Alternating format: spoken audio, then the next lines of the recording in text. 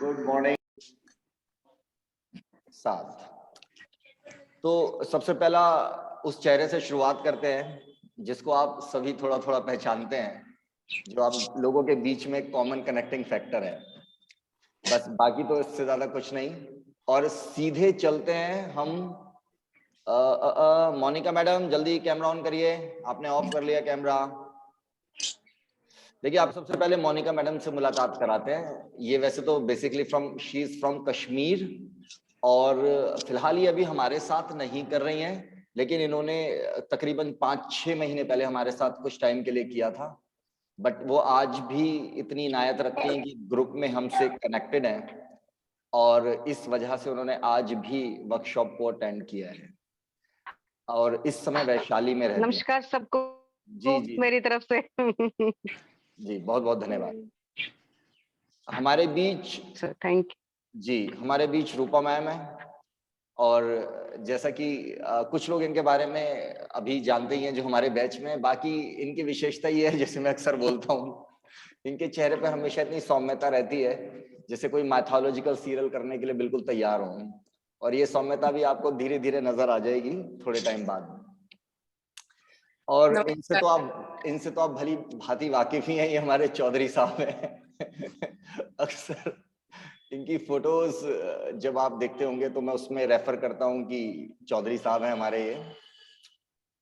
ये प्रिया है। प्रिया बड़ौदरा से हमें ज्वाइन करती हैं रोज सुबह, बहुत ही कंसिस्टेंटली हमें सिंस कोरोना टाइम आज तक ऑनलाइन ही ज्वाइन, हम लोग आज तक ऑफलाइन मिले नहीं हैं कभी भी, और ये सिंस कोरोना टाइम हमारे साथ कनेक्टेड हैं और बहुत ही रेगुलर। जो लोग मॉर्निंग बैच में आते हैं सुबह अर्लीस्ट, वो इनसे बिल्कुल भली भांति परिचित हैं।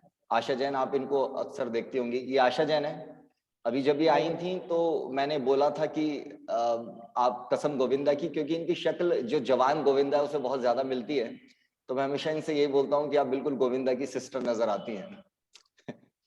बाकी आप निधि से मिलिए। निधि इंदिरापुरम का एक ऑलरेडी चर्चित चेहरा है। ये बहुत ही एक अच्छे डिजाइनर हैं और बाकायदा इनके बुटीक्स हैं, और इनकी विशेषता ये है कि ये बहुत ही कैलकुलेटिवली और बहुत ही बेहतरीन तरीके से चीजों को एनालाइज करती हैं।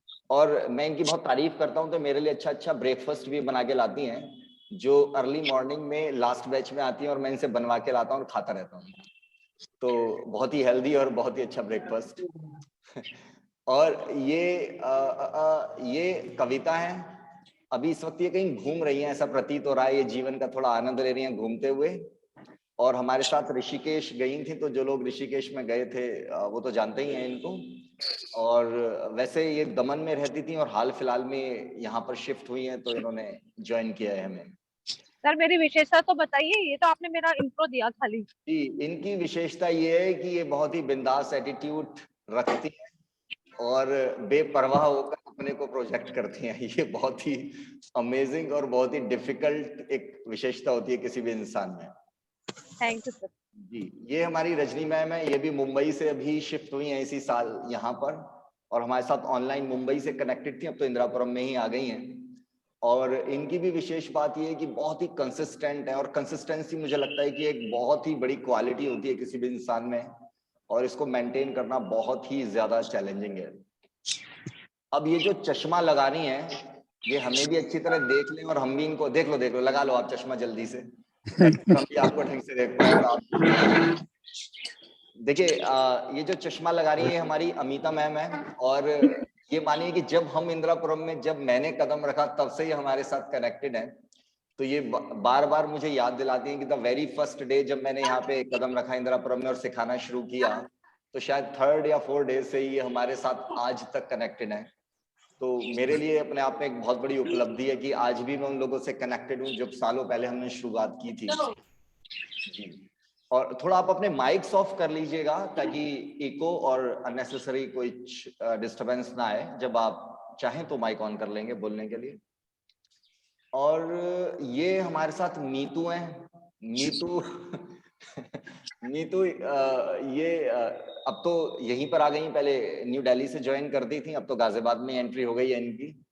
और बहुत ही ज्यादा हार्ड वर्किंग है ये, समहाउ ये अपने ऑफिस के बीच में से कैसे तैसे करके टाइम निकाल ही लेती हैं, चाहे क्लास में लेट आए, हफ्ते में 2 दिन आए, बट जब भी आती हैं, जब ये करती हैं तो कुछ कमाल ही करती हैं। कभी आप इनसे रूबरू होंगे तो मिलेगी। जब हम पार्टी कभी भी कुछ भी करते हैं तो उस समय ये आ जाती हैं, इनकी ये विशेषता है। तो एक बार फिर उनसे मुलाकात हो सकती है उस तरीके से। बहुत जल्दी हम पॉटलक पार्टी करेंगे तो उस समय मुलाकात होगी। ये सीमा है, सीमा शर्मा। इनकी विशेषता ये है कि इनके चेहरे पर इतनी सौम्य हंसी रहती है हमेशा। तो मैं अक्सर इनसे बोलता हूँ कि जैसे अरुण गोविल के चेहरे पर सौम्यता के साथ हंसी रहती थी और यही वजह थी कि वो रामायण के लिए राम बने थे, बिल्कुल उसी तरीके से इनके चेहरे पर भी वही सौम्य हंसी रहती है। तो ये और हमारी जो रूपा मैम थी, ये दोनों माइथोलॉजिकल सीरियल के लिए बिल्कुल तैयार हैं, और कभी भी कोई भी कास्टिंग होगी तो इनको तुरंत उठा लिया जाएगा। ये हमारे साथ वैभव है, और ये तो साक्षात श्री राम है। इनके चेहरे के वो आप अभी इनको शायद अभी इतने पास से देख के नहीं पहचान पा रहे होंगे, जब आप इनसे रूबरू मिलेंगे, इनकी हाइट और एक इतनी जबरदस्त personality along with these amazing features. अगर आप में से किसी को भी याद हो, रामानंद सागर की रामायण के बाद एक रामायण और आई थी बाद में सैटेलाइट चैनल्स में, तो उसमें जो राम बने थे उनसे इनकी शक्ल बेहद ज्यादा मिलती है। कभी आप किसी को अगर आपने देखा हो तो आपको ये याद करने की कोशिश करिएगा तो आप समझ पाएंगे। ये हमारे गगन है, और ये तो ये हमारे साथ ऋषिकेश गए थे। आपको जो लोग ऋषिकेश में अगर आपने हमारी फोटोज देखी हो, इनकी विशेषता ये है कि इनका बहुत ही एक अच्छा सिंपल प्रिंसिपल है कि मैं खाने के लिए जीता हूं, और मैं योग इसलिए करता हूं ताकि मैं और अच्छी तरीके से खा पाऊं। तो इनका मेन मकसद यही रहता है। और ये हमारे साथ नितिन और कृतिका है। दोनों ही बिल्कुल ऐसे शांत स्वभाव है। मैं अक्सर इनसे भी यही बात बोलता हूं, जो एक और बैच में हमारे आते हैं, सुमित और सौम्या, कि जब आप दोनों खाना खाते होंगे तो खाना खाने में चबाने की आवाज ज्यादा आती होगी बजाय एक दूसरे से बातें करने के। ये लोग इतने शांत और सौम्य चुपचाप बैठे रहते हैं।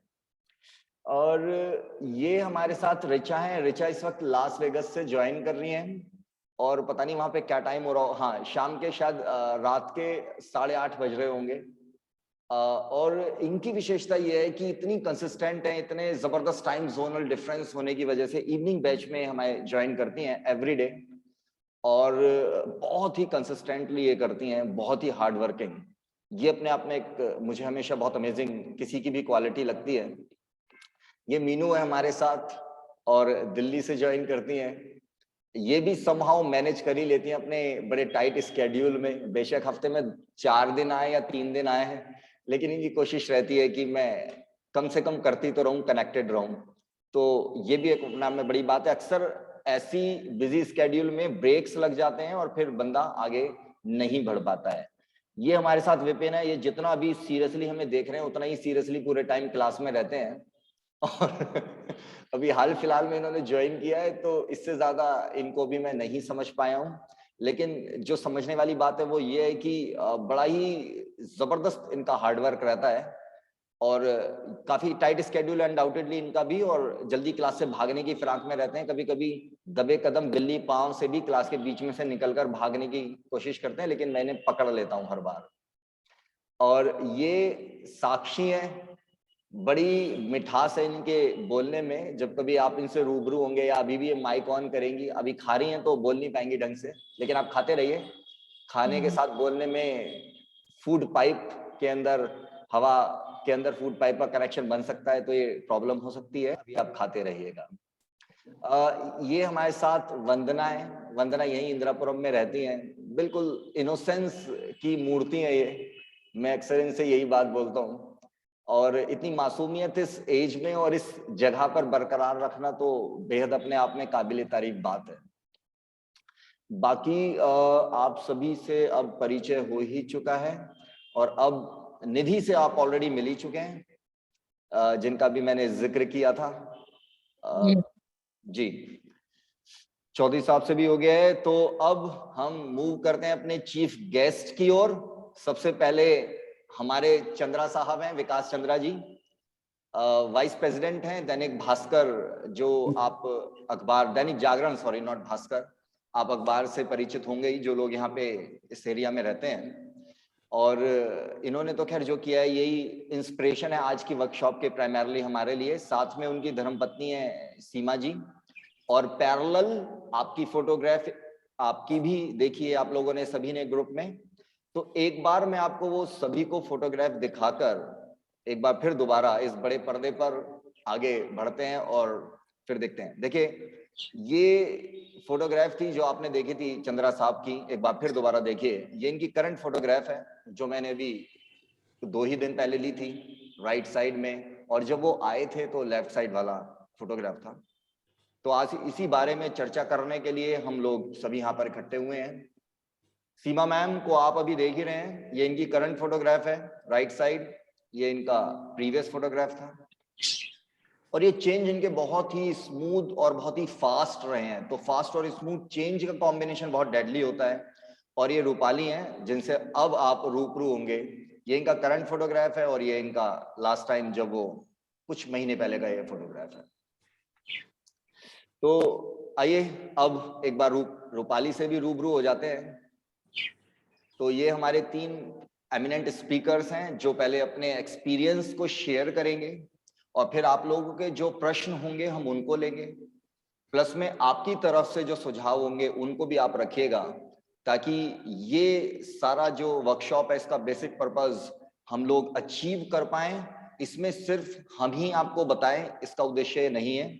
इसका उद्देश्य प्राइमरीली ये है कि आपके पास भी जो टिप्स हो आप उन्हें शेयर करें और फिर हम एक कलेक्टिव एक ओपिनियन डेवलप करें जिसमें कि हम ये समझ पाएं, जिसे एक्लेक्टिक अप्रोच हम लोग अपनाएं कि बेस्ट सभी का ले लें और फिर उसी अप्रोच के साथ सभी आगे बढ़ें। क्योंकि एक बहुत बड़ा मिथ है वेट लॉस के साथ, वो ये चल रहा है कि अगर मुझे वेट लॉस करना है तो मैं कैसे उस वेट लॉस को बहुत तेजी से करूं और एकदम से क्रैश डाइट पर जाकर करूं। तो बट दोनों ही तरह से वेट लॉस को करना, जब आप बहुत तेजी से करने की चाह में होते हैं और अननेसेसरली आप किसी तरह का कोई सप्लीमेंट्स भी लेना शुरू कर देते हैं जो आपको फैट कटर्स जिन्हें बोलते हैं, या आप कोई एक्सरसाइज पैटर्न बहुत एग्रेसिवली एकदम से बॉडी को देते हैं, तो वो भी बॉडी के लिए बहुत डैमेजिंग होता है। प्लस में आप एकदम से क्रैश डाइट में जाते हैं तो बॉडी उसको भी स्टारवेशन कंसिडर करती है। तो all these things they become shock for body, और वो बॉडी के लिए ultimately it's not a good thing. तो इसी बारे में आज हम लोग विस्तार से चर्चा करेंगे। और अब सीधे ओवर टू चंद्रा साहब, मिस्टर एंड मिसेस चंद्रा, वो अपने एक्सपीरियंस को हमारे साथ शेयर करेंगे। बाकी मैं सभी के माइक्स को अब ऑफ कर रहा हूं। चंद्रा साहब आप अपने माइक को दोबारा ऑन करेंगे। Over to you sir. Good morning everybody. आप सारे लोग मुझे सुन पा रहे होंगे। इनफैक्ट मैं सर ये चाहता हूँ कि ये इनफॉर्मल डिस्कशन रहे जहाँ पर हम अपने एक्सपीरियंस को शेयर करें, क्योंकि हर एक बॉडी डिफरेंट होती है और उसका जो ट्रीटमेंट है वो भी डिफरेंट होना चाहिए। पहले हम अपनी जर्नी के बारे में बताते हैं। तो हमारी जर्नी शुरू हुई हमारी और सीमा की करीब 4, साढ़े 4, 5 महीने पहले, जहाँ की मेरा वजन 112 केजी से भी ऊपर था। सीमा का वजन करीब करीब 72 से ऊपर था, 73 के आसपास था। और इन 4.5 महीनों में हम लोगों ने जो अचीव किया, अभी मेरा वजन 88 केजीज है। So I have lost around 24 kilo और सीमा का वजन अब 61 है। तो इन्होंने भी बहुत साइजेबल ये किया और हमारा अभी टारगेट वेट, अभी जर्नी हमारी जारी है और हमारा जो टारगेट वेट है वो 80 है एज पर माई BMI, और सीमा का वेट जो है वो 55। इस सारे प्रोसेस में हम लोगों ने कोई क्रैश डाइट नहीं करी। कोई आजकल तो देखिए सोशल मीडिया पर बहुत सारे इंफॉर्मेशंस रहते हैं और हम उसमें ब्राउज करते हैं। हम कोई चीज़ जो हमको लगता है कि ये हमको कर लेना चाहिए, हम करते हैं और उसके बाद रिजल्ट थोड़ा बहुत आता है और उसके बाद फिर वो प्लेटू हो जाता है। तो ये इम्पोर्टेंट है कि आप जो भी हम लोगों ने शुरुआत करी डाइट से, तो वो डाइट बहुत इम्पोर्टेंट है कि आप डाइट कैसा ले रहे हैं। तो इसको सर मैं ये निवेदन करूंगा कि इसको क्वेश्चन आंसर सेशन के रूप में रखा जाए कि आप लोगों का कंसर्न्स क्या है। अगर आप वेट लॉस करना चाहते हैं तो क्यों वेट लॉस करना चाहते हैं, अगर किसी को कोई मेडिकल इश्यू है तो वो भी डिस्कस कर लेते हैं। जैसे हम अपने बारे में बताएं कि हमारे लिए मेडिकल इश्यूज था, हमारे पैर, हमारे घुटने में हमको डॉक्टर ने ये बोल दिया था कि आपका ऑपरेशन होना पड़ेगा। लेकिन आप सारे लोगों को जान के ये आश्चर्य होगा कि अब रोज मैं 1 घंटे बैडमिंटन बहुत स्विफ्टली खेलता हूँ और मेरे घुटने में कहीं कोई प्रॉब्लम नहीं है। मुझे जबरदस्त कॉन्स्टिपेशन की शिकायत थी, मुझे थोड़ी सी हार्ट इशू भी था। अभी रिसेंट हम लोगों ने जब अपना मेडिकल टेस्ट कराया तो सारे के सारे पैरामीटर्स जो हैं वो नॉर्मल आ गए। इट मीन्स कि जो डाइट हम फॉलो कर रहे हैं उससे 2 लाभ हुए। एक लाभ ये हुआ कि हमारा जितना भी फैट कंटेंट था, जो एक्स्ट्रा फैट था, वो शरीर से बाहर निकल गया। दूसरे हमारे वाइटल्स जो हैं वो बराबर ठीक हो गए। लेकिन क्रैश डाइट के साथ प्रॉब्लम ये है कि क्रैश डाइट में हमारे वाइटल्स हिल जाते हैं, क्योंकि हम, और ये डाइटिंग जो है सिर्फ आपको अगर ये समझ में आ गया कि आज मुझे स्टार्ट कर देना है डाइटिंग, प्लीज ऐसे स्टार्ट मत करिए। Get your self checked thoroughly, अपने ब्लड प्रोफाइलिंग को करिए, ब्लड प्रोफाइल को देखिए, वाइटल पैरामीटर्स को डॉक्टर से डिस्कस करिए and then start the dieting in supervision. Don't do anything on experimental basis. Experiment करने से वो नुकसानदायक हो सकता है। तो sir we can take the questions और फिर हम अपने डाइट रेजिम के बारे में हम बताएंगे कि एग्जैक्टली हम क्या कर रहे हैं। और हम ये प्रोसेस हमारा हम आप सारे लोगों को बता दें कि ये प्रोसेस हमारा 1 साल का है। ये ऐसा नहीं है कि ये बस 3 महीने हमने कर लिया, अपना वेट घटा लिया, 4 महीने कर लिए, वेट घटा लिया। ये हम जो कर रहे हैं इसमें हमारा बॉडी टाइप चेंज होना है, सो दैट कि हमारे पास पुराना जो हमारा मेटाबॉलिज्म बहुत बढ़ गया है और इसके बाद हमारा फैट जो है वो लगातार नॉर्मल प्रोसेस में बर्न होता रहे। So it is not a small this thing that 3 महीने में ही सारी चीजें हो गई, अब हम फिट हो गए, अब हमको कुछ नहीं करना है। So we will discuss on that, उसके बारे में हम लोग बात करेंगे। पहले क्वेश्चन आंसर्स और कंसर्न्स ले लेते हैं। जी चंद्रा साहब, लेकिन सभी के मन में एक बड़ी अभी तीव्र इच्छा है और वो ये जानने की है कि आप एग्जैक्टली क्या डाइट ले रहे हैं। आप अगर थोड़ा सा उसे विस्तार से ना, बेशक थोड़ा उसको संक्षिप्त में ही बता दें तो फिर हम आगे बढ़ें। जी, तो हम विस्तार से ये बता देते हैं हमारा डाइट क्या होता है। तो हमारे डाइट को हम लोगों ने 3 फेज में बांटा। पहले महीने में हमारा डाइट अलग है, दूसरे महीने में थोड़ी स्पेसिंग है, थर्ड मंथ में आते आते हम थोड़ा जूस फीस्टिंग की तरफ और इंटरमीडिएट फास्टिंग की तरफ जाते हैं। तो पहले महीने का डाइट ये होता है कि जब हम मॉर्निंग में उठते हैं तो नो टी एंड कॉफी। हमारे दिन की शुरुआत होती है स्मूदी से। और वो स्मूदी क्या होता है, कोई ऐसा नहीं कि हमने बाजार से कोई स्मूदी खरीद लिया, बना लिया, उसमें फ्रूट डाल दिया और ये सब। जो मेजर ग्रीन्स होते हैं जैसे पालक हो गया, बथुआ हो गया, और जितने भी केल हो गया, लेट्यूस हो गया, आइसबर्ग लेट्यूस हो गया, एक रोज के हिसाब से एक पत्ता लेते हैं हम लोग, एक पर्टिकुलर पत्ता। और उसके अलावा उसमें माइनर ग्रीन डालते हैं। माइनर ग्रीन क्या है, जैसे तुलसी का पत्ता हो गया, पुदीने का पत्ता हो गया, धनिया का डंठल हो गया, पत्ता नहीं, डंठल हो गया, ये सब माइनर ग्रीन है। तो हम 2 माइनर ग्रीन लेते हैं, एक मेजर ग्रीन लेते हैं, उसका पेस्ट बनाते हैं। उसमें एक एप्पल जाता है, 500 ग्राम्स में एक आधा एप्पल जाता है। तो चूंकि हम और सीमा करते हैं तो हम लोगों का कंजम्पशन पूरे उसमें, जो इनिशियल हमारा BMI था वो 37 था, जो कि नॉर्मल बीएमआई एक व्यक्ति का होना चाहिए 20 से 25, मेरा ये मानना है।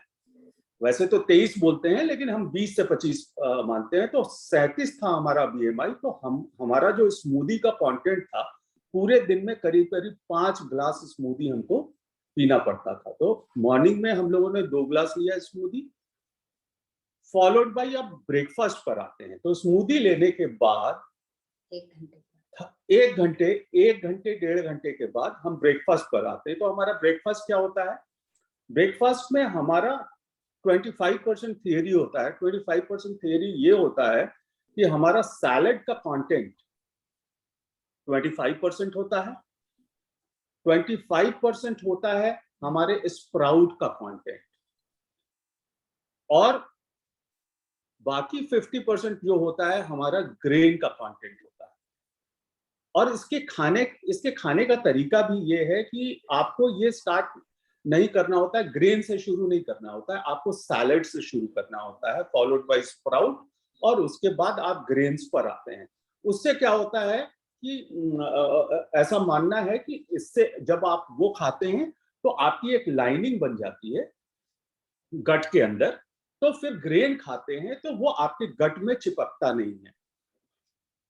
ये हो गया। फिर हम 11:30 बजे फिर हम स्मूदी पीते हैं। उस समय 1 ग्लास स्मूदी पीते हैं, और हमारा खाना जो है 1:30 बजे के आसपास होता है। 15-20 मिनट इधर उधर हो सकता है, उसमें कहीं कोई दिक्कत नहीं।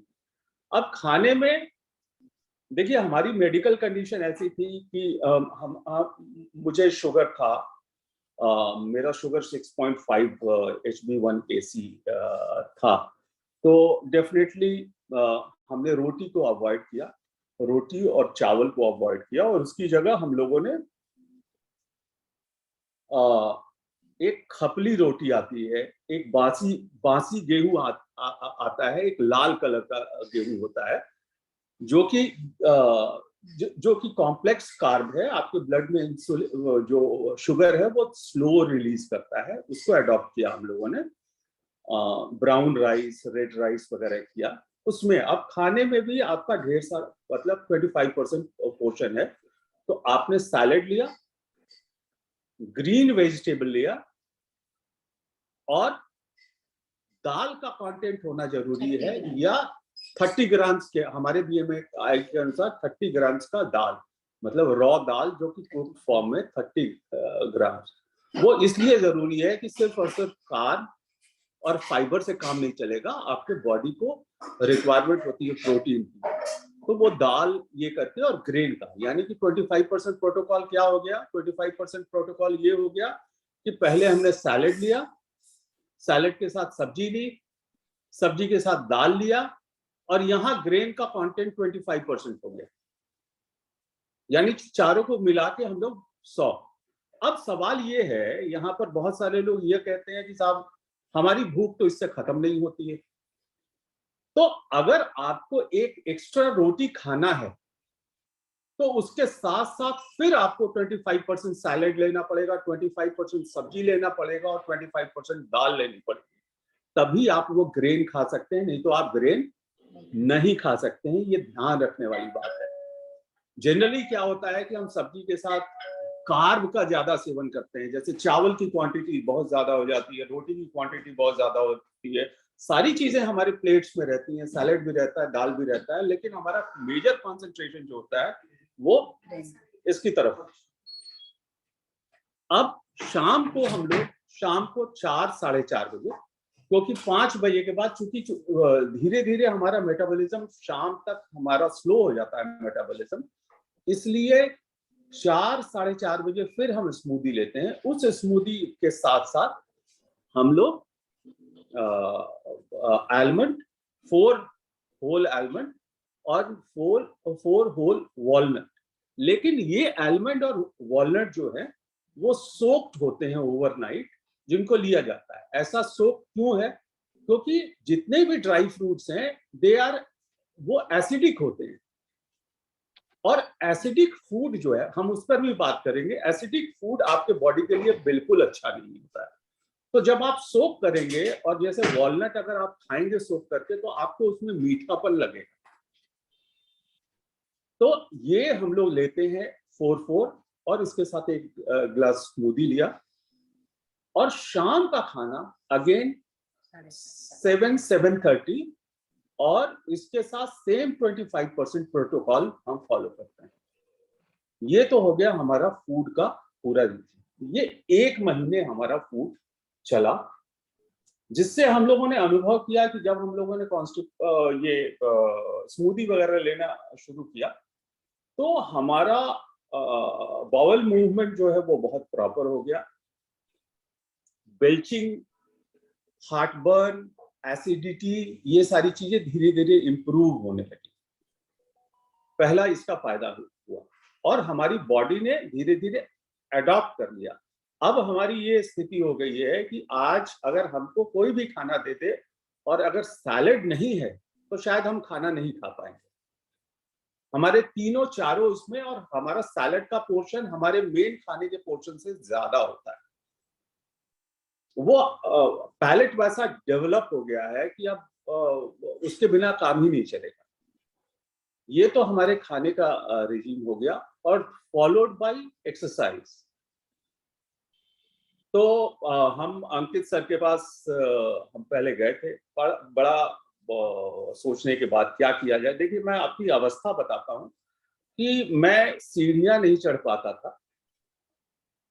मैं थोड़ी दूर चलने के बाद हांफने लगता था और मुझे लग रहा था, मेरी बॉडी बता रही थी कि भाई कुछ ना कुछ तो गलत है और अगर अभी नहीं सुधरे तो फिर बड़ा मुश्किल होगा। ये बॉडी मुझसे बोल रही थी। तो फिर हाई टाइम था, फिर हमने सर्च किया, फिर हम अंकित सर के पास गए, उनसे डिस्कस किया। उनका बड़ा सौम्य व्यवहार बड़ा पसंद आया और उनके बारे में हमने पहले भी अखबार में होने के नाते थोड़ा सा मैं रिसर्च ज़्यादा ही कर लेता हूँ कि जहाँ पर भी जो जा रहा हूँ वो ठीक है या नहीं है। तो जो रिव्यूज मिले और फिर मैं अंकित सर के साथ योगा शुरू कर लिया। हफ्ते भर 10 दिन के अंदर मेरी बॉडी का जो स्टिफनेस था वो खत्म हो गया। धीरे धीरे हमारा वेट लॉस तो इस प्रोटोकॉल से हो ही रहा था। तो पहले महीने में इस फूड प्रोटोकॉल से बहुत ज्यादा वेट लॉस नहीं हुआ। शायद वो फूड हम बॉडी को तैयार कर रही थी। फिर हम लोगों ने दूसरे महीने में फूड को स्पेस किया।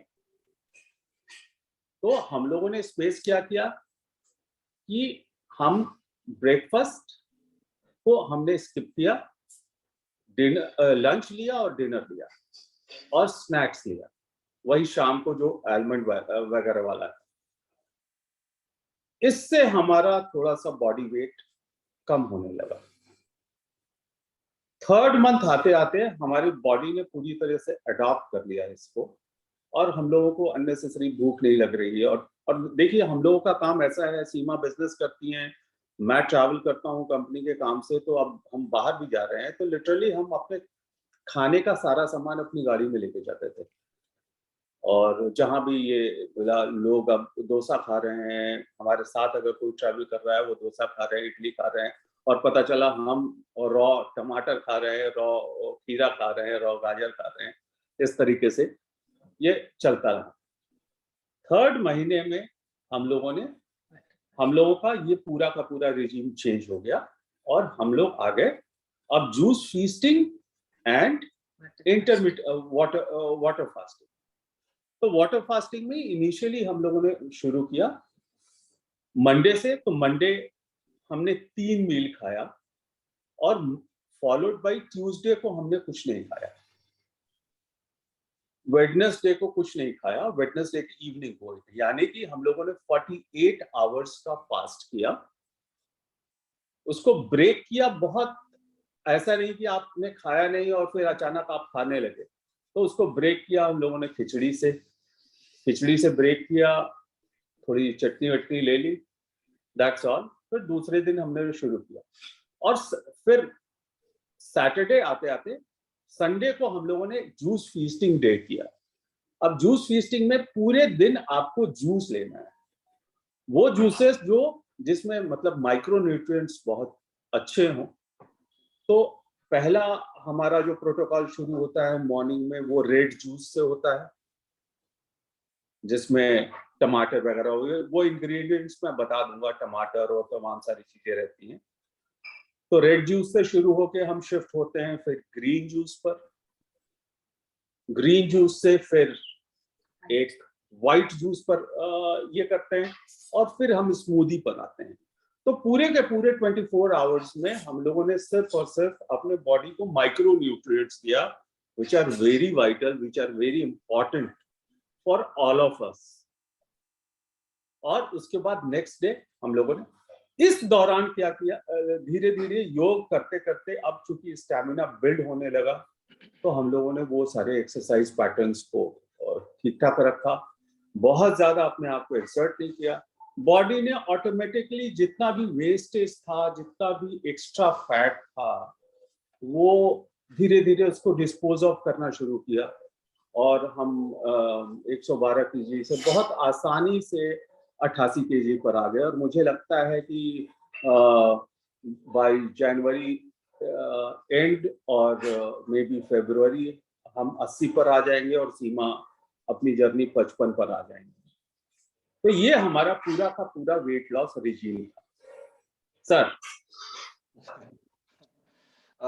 बहुत ही सुंदर चंद्रा साहब, और अभी आपके इस रिजीम को सुनकर काफी लोगों के मन में काफी कौतूहलता और प्रश्न उमड़ गए होंगे। तो हम क्या करते हैं कि पहले कुछ प्रश्न ले लेते हैं ताकि आपसे उसके बारे में और क्लैरिटी हो जाए कि क्या आपने खाया, कितना खाया, इसके बारे में भी काफी प्रश्न होंगे, या आपको इतनी भूख नहीं लगी, या आपको इतना बेस्वाद खाना, क्योंकि अक्सर ये चैलेंज होता है कि खाना बड़ा बेस्वाद है, ये एक या दो उसके बाद बेहद क्रेविंग हो जाती है।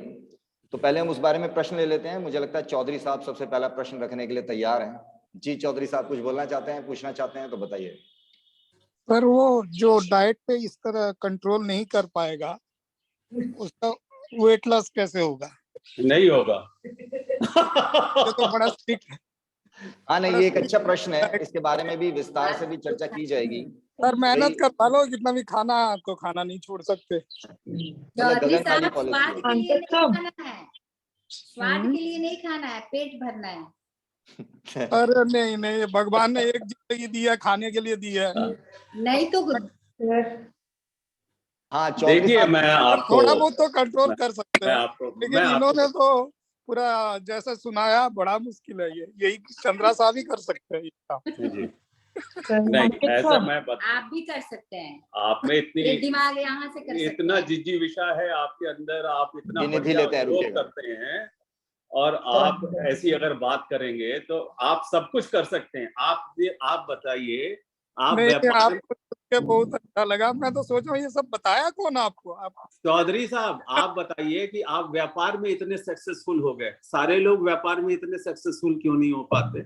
आपने कुछ तो अलग किया होगा, पहली बात। दूसरी बात, योग में आप हमारे बगल में रहते हैं, और जितने देर आप हमारे बगल में रहते हैं मुझे कॉम्प्लेक्स हो जाता है कि बताइए चौधरी साहब इतना बढ़िया कर रहे हैं और हम नहीं कर पा रहे हैं, तो हमको रोज बीट करते हैं आप। तो अब तो आप बीट करने लगे। नहीं, आप ये कर पाते हैं तो ऐसा नहीं है। देखिए, और ये जिंदगी भर का फूड ये है नहीं, लेकिन जब डाइट चेंज कर देते हैं फिर पेट में आ जाता है। नहीं, उसी पर आएंगे, उसी पर जिंदगी भर यही खाते रहेंगे क्या? नहीं, उस पर अलग से चर्चा करेंगे, उस पर अलग से बताता हूँ मैं क्या होता है बॉडी। चलिए ठीक है, ये बहुत अच्छा प्रश्न है हालांकि चौधरी साहब का ना, और कहा जाए तो यूनिवर्सल विडंबना है ये, इट्स एन आयरनी कि हम कैसे अपनी भूख को कंट्रोल करें। खाने के लिए तो जीते हैं, और अगर खाएंगे नहीं तो जिएंगे कैसे? तो इसके बारे में चर्चा करेंगे अनडाउटेडली। यस निधि, पहले आप जिसको भी कोई भी प्रश्न पूछना होगा तो आप हैंड रेस करिएगा निधि की तरह, फिर हम बैक टू बैक आपके पास जाते रहेंगे। पहले निधि आपके पास, उसके बाद आशा जैन आपके पास। बहुत सारे इश्यूज हैं, जैसे they are mostly following vegan diet basically, if I talk in terms fat diets में vegan diet, so B12 deficiency का क्या? I tell you, so I tell supplements you. पहली बात तो जब B12 डेफिशिएंसी है, और ऑलमोस्ट हम सारे लोग अगर ब्लड टेस्ट कराएंगे तो B12 डेफिशिएंसी होगी हम सारे लोगों को, क्योंकि B12 बेसिकली कहाँ से आता है? B12 बेसिकली फर्मेंटेड फूड से आता है, और हमारे खाने में अब फर्मेंटेड फूड रहा नहीं, ठीक है सर? बट फर्मेंटेड फूड को भी तो हेल्दी बोला जाता है व्हेन यू ईट इडली। नहीं, हम ये बोल रहे हैं कि हमारे खाने में रहा नहीं फर्मेंटेड। मोस्टली जो हम खाना खाते हैं उसमें फर्मेंटेशन नहीं है। पुराने समय में फर्मेंटेशन रहता था तो उससे हम लोगों को B12 की कमी नहीं होती थी। अब ये मोस्टली लोगों में ये B12 की, हमारे साथ भी ये B12 की कमी थी। तो जिसको मैंने शुरू में ही बताया एक बात कि देखिए, कोई भी क्रैश डाइट आप अपने से, you are not a scientist, you are not a doctor, right? So don't try and experiment anything. Go to a good doctor, अपनी ब्लड प्रोफाइलिंग कराइए, ब्लड प्रोफाइलिंग को देखिए। अगर वो बताते हैं कि मान लीजिए विटामिन डी की कमी है, तो आपको विटामिन डी के जो सप्लीमेंट्स हैं वो लेना ही पड़ेगा। अगर मान लीजिए आपके पास विटामिन B12 की कमी है तो आपको मेगा न्यूरॉन ओडी लेना ही पड़ेगा। That only I was asking, that you are taking some supplements also. Yes, initially we took because हमारा जो B12 लेवल था वो बहुत नीचे था, वो 100 से नीचे था, 70 के करीब था। वो 100 से 1000 के बीच में होना चाहिए। अब हमने जब ये सप्लीमेंट्स लिए तो अब हमारा B12 जो है वो करीब 600 के आसपास पहुंच गया। तो आप सिमल्टेनियसली वो मेडिकेशन जो बहुत महत्वपूर्ण है वो उसको ध्यान में रखते हुए, जैसे हमारा EGFR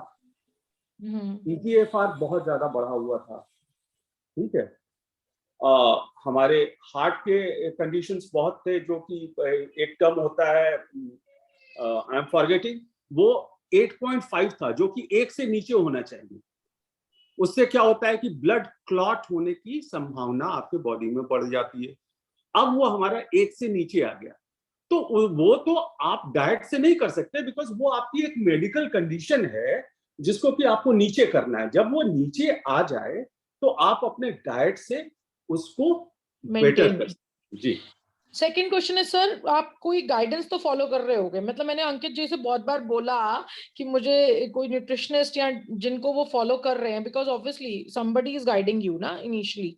जी, तो ऐसा है कि हम एक डॉक्टर हैं मल्हार गलना, TEDx पर जाएंगे। TEDx पर जाएंगे तो is a TEDx speaker also and very celebrated doctor, and he has participated in that triathlon जो आयरन मैन होता है ना, जिसमें मिलिंद सोमन वगैरह ने काफी पार्टिसिपेट किया और जीता भी है।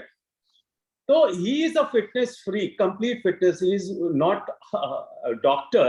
I would say that वो मतलब आपके फिजिक को ही देख के बता देगा what exactly is problem. He is so experienced. So I went to Bombay, consulted him, और जब हमने अपने कंसर्न्स बताए कि मुझे घुटने का भी ऑपरेशन कराना है, ये सब भी कराना है, तो उन्होंने बोला कुछ नहीं कराना है, you just have to shed weight, that is all, everything will be all right. और this diet he gave you basically? हाँ, he only gave me कि ये सारी चीजें शुरू करो। लेकिन एक डाइट सबको सूट, जैसे मैं आपको बता दूं कि मान लीजिए कि ये हमारी डायबिटिक कंडीशन थी, अभी मेरा HB1AC जो है वो 5.4 है, जो कि 6.5 था। तो मैं प्री डायबिटिक था, मेडिसिन लेना था, लेकिन 5.4, तो डायबिटीज भी रिवर्स हो गया ना जी। तो ये फूड का इसमें सबसे बड़ा रोल है। That is true. आपकी एक्सरसाइज 30% है, 70% is your diet. What you're taking. Food, exactly. तो ये नॉर्मली लोग नहीं समझते हैं, जिम जाएंगे, सब जगह जाएंगे, लेकिन वो नहीं हो पाती है। और ड्यूरिंग ये जो आपका डाइट कर रहे हैं, बहुत सारे लोग डाइट और एक्सरसाइज, विगरस एक्सरसाइज एक साथ शुरू करते हैं, which is wrong. Less eating is very important when you are losing fat.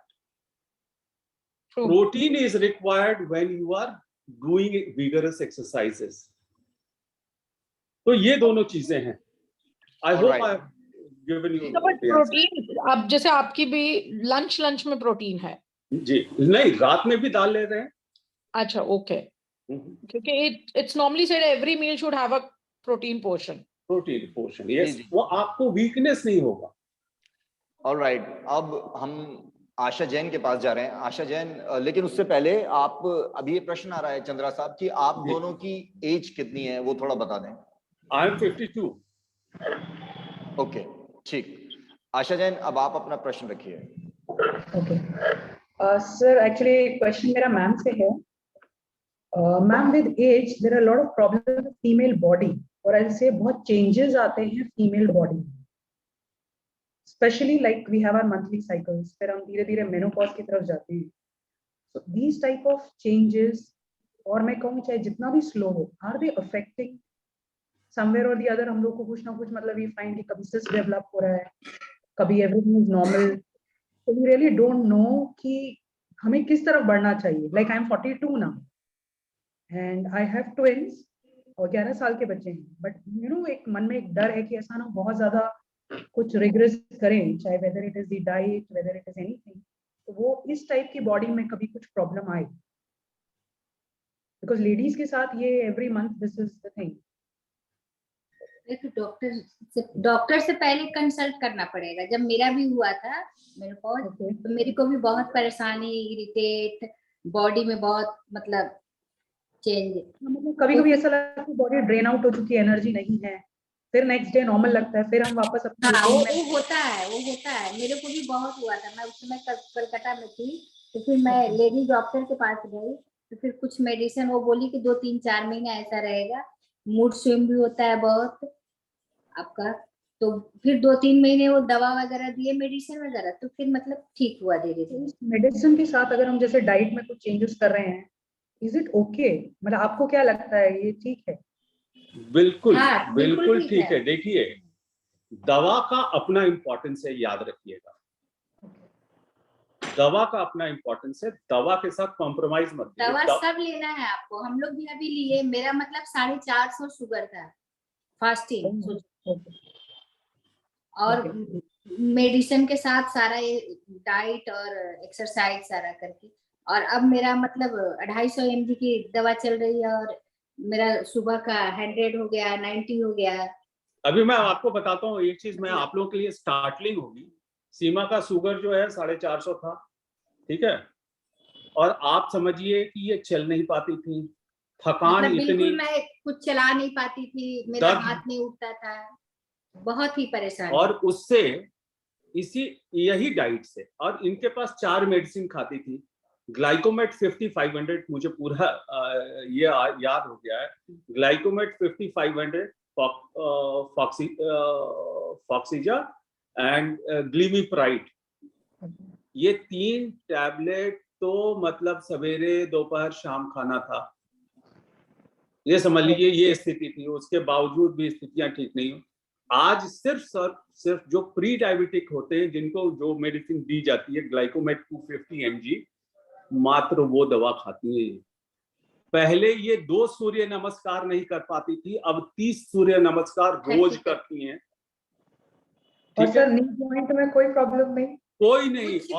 और इनका पूरा, और मेरा पूरा पेट ऐसे था, इतना बहुत बड़ा पेट था, वो सब खत्म हो गया। We'll talk about that, उसके बारे में मैं आपको बताऊंगा स्टार्टलिंग फैक्ट। आप लोग चौंक जाएंगे कि क्या प्रॉब्लम है, क्यों हम लोग ऐसे ओबेस हो रहे हैं, क्यों दिक्कतें हो रही हैं, क्यों मेडिकल कंडीशन खराब हो रहे हैं। तो ये है कि देखिए, जब एक आपके सामने जीता जागता एग्जाम्पल है कि इनको इतना मेडिकल कंडीशन था, उस मेडिकल कंडीशन से और सिर्फ डाइट और एक्सरसाइज, थायराइड के बाद भी मेरा देखो इतना वेट लॉस हुआ। थायराइड में वेट लॉस नहीं होते हैं, बहुत कम होते हैं, लेकिन मेरी फिर भी देखो 13-14 kg कम किया, और एनर्जी भी आ गया। So basically it is the diet 70-80% diet. Okay. लेकिन अब यक्ष प्रश्न तो यही है जो चौधरी साहब का है जी, कैसे तो अपनी भूख को मारें, मैं उनको बताता हूँ एक चीज, और कैसे अपने टेस्ट के साथ कॉम्प्रोमाइज करें। अब इसका एक छोटा सा जवाब ये भी हो सकता है चौधरी साहब कि मत मारिए भूख को, मत मारिए टेस्ट को, लेकिन फिर वो तमाम कड़वी कड़वी दवाइयां खाने के लिए रेडी रहिए। डॉक्टर्स के क्लिनिक के बाहर वेटिंग में, उनके अपॉइंटमेंट्स लेने में तैयार रहिए। अपने जरूरी काम को छोड़कर वहां पे बैठे रहने के लिए तैयार रहिए। अपनी बहुत सुंदर सुंदर जो ड्रेसेस हैं, जो आपने इतने महंगे महंगे कपड़े छांट छांट के दिन दिन शॉपिंग करके खरीदे हैं, उनको बेकार होने दीजिए, या किसी पार्टी में जाइए तो अपने मोटे पेट को दबा के रखिए।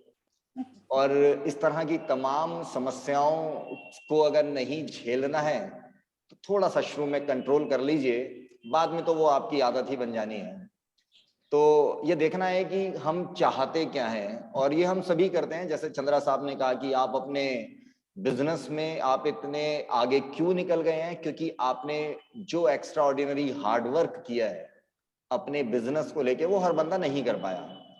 या यूं कहिए कि हार्डवर्क तो सभी कर रहे हैं, आपने एक्स्ट्रा ऑर्डिनरली हार्डवर्क कर दिया है।